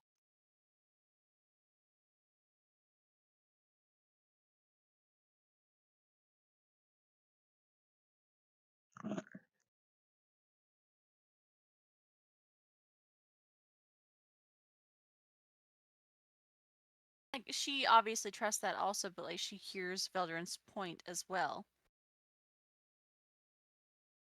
Where he's more concerned like, okay. In theory, like, I understand that like I can trust them. I didn't find anything on it, but on the other hand, do I trust them with Veldrin? And secondly, I'll lead the path on Veldrin, like the spell that Dearest Opal is describing. Neovara is terrified. She's like, oh shit. Right. Where's that path gonna go?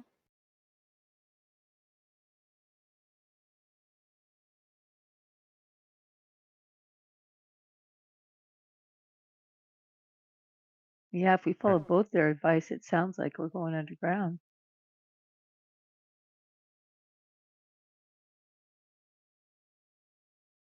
Well, the path that you take will be something that we determine next time. Yes. All right. All right. Speedrun inspiration. Let's go. Veldrin. Hmm. Veldrin. Oh, People need sleeps. Tall Kozik. my ball. Tall my vol. Kozik.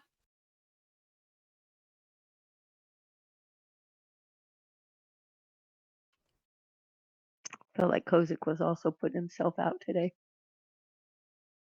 He was. That conversation with the seamstress was very cool. I'm Hello, surprised to back. see what Kozik gets. And then when we went in the house, sorry, go. Oh, yeah, What'd you say, Kozik already. Zed? I already put that in Kozik inventory, so I wouldn't forget. So you'll have that. So I got Veldrin, Kozik. Who else?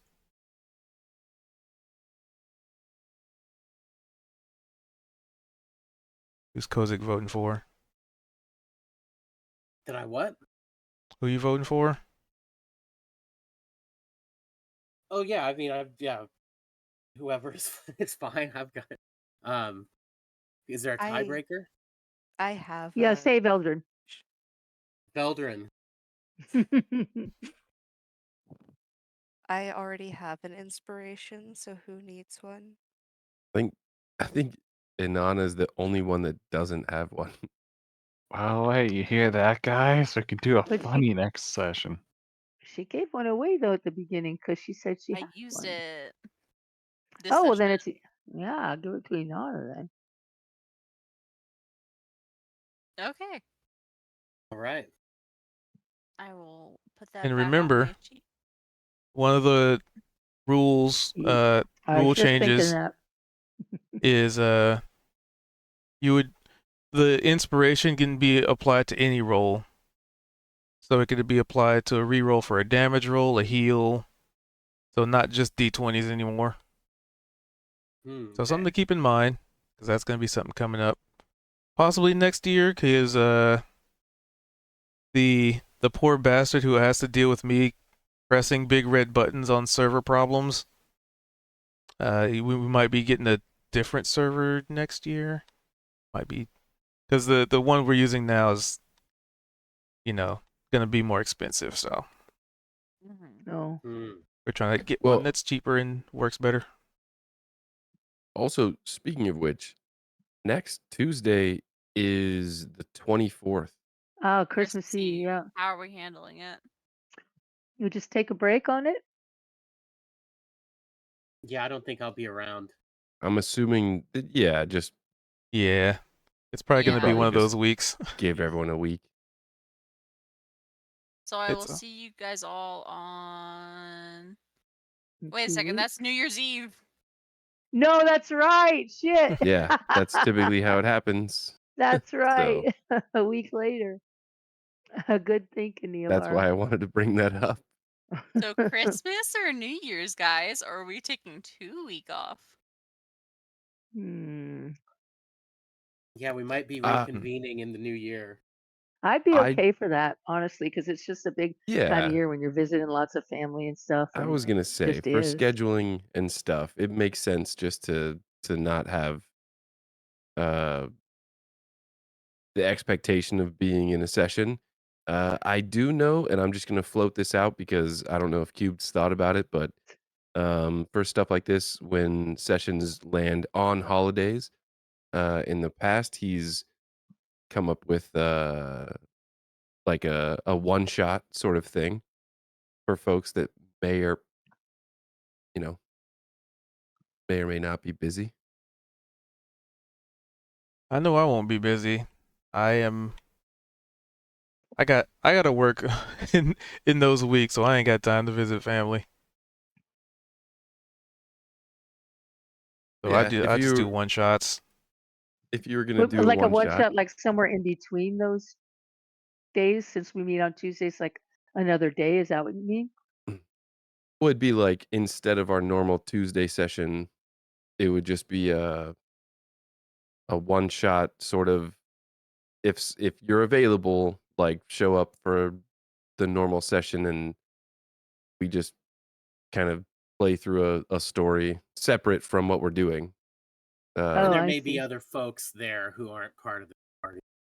Oh, yeah, I just see. like a literal one-off session where we start some sort of journey and then end it by the 3-hour mark or what have you. Oh, Beach I got you. episodes. Okay. Are you gonna do that, Cube? I mean, if I get enough people. He typically Okay. does for holiday stuff if people are around. So yeah, I just wanted to bring that up. Yeah, I might be around for New Year's Eve for that.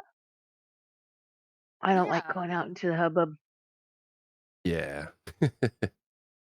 So If nobody's going to celebrate New Year's Eve, why don't we just play? That's Well, if true. any of us are, we'll see how many of us are there that night too. yeah, I think 2 weeks out is a lot can happen in 2 weeks, and people might be like, "Hey, you want to come to so and so?" I know the scheduling boss all too well. You plan too Yeah. far ahead, Fair. and everything that you plan is gonna fall apart. So are you saying let's just say for next 2 weeks we're not having a regular game, and you'll decide if you want to do a one-off? I'll probably think about a one-off next week, and we'll see how people are feeling by the new year. Okay. Because I don't even know what my schedule is then, but I know I still have to work, so I more than likely know what it is, but other people might not know their de facto schedules. All right. Yeah, Then fair we'll enough. just be in touch. Just tentative plans. Yeah. So if That was it, a Well, fun everyone session have an though. awesome holiday, man. I was Have gonna a great holiday. I was gonna say if we don't have enough for New Year's, then this would mark the last game of 2024, Mm, Yeah. which right. I didn't even think about the Christmas thing because I had it. It was funny how it was actually going to line up because if you realize we're on episode 98, next week Yeah. would have been So 99, and then 100 Oh, would literally have been New Year's Eve. Oh, wow. Kind of cool. almost. That's But okay. the funny thing about that is, I think our first session was like the 4th or the 6th, 2 years ago in January, the 0 session. So our next session may very well line up with, give or take a day, with the very first 0 session. 2 years ago. In a time long ago. All right. Well, All right, guys. Well- Have a great holiday. Yeah. yep. Yeah, you guys, happy belated birthday Thank to you. the. All right. So with that being said, we're gonna wrap up there. Boop.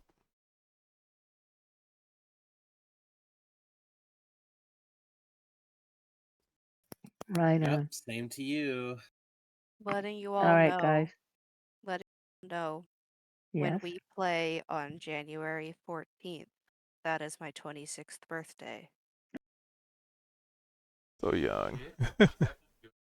All right.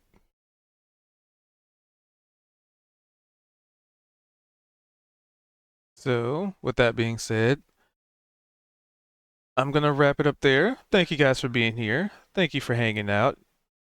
Thanks for watching.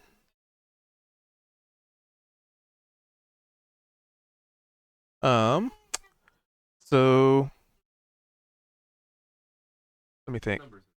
So tomorrow is gonna be the other D&D game. That's gonna be 5:30 Pacific.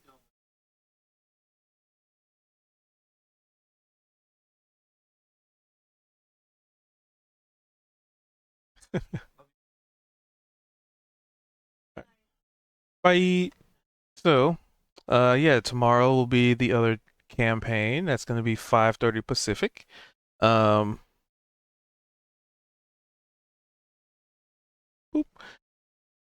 And then after that, we're probably not gonna play on the 24th because that just, holiday stuff. Just how it lines up sometimes. And yeah, for y'all's on the Yubles Tubles, like I said, we do this every week on Tuesdays at 7:40 Pacific. I know it's a weird number. I tried to do 7:30. It just happens. Scheduling bosses. And we usually go about 3 hours. We went a little longer tonight, but it's possibly the last game of the year, so it's not a big deal. Also, thank you for the raid earlier from Game Master Eric. Appreciate y'all popping in. Thanks for hanging out. Thanks for bringing your folks on over. Sorry I couldn't really, interact that much per se, but I was able to do a little bit.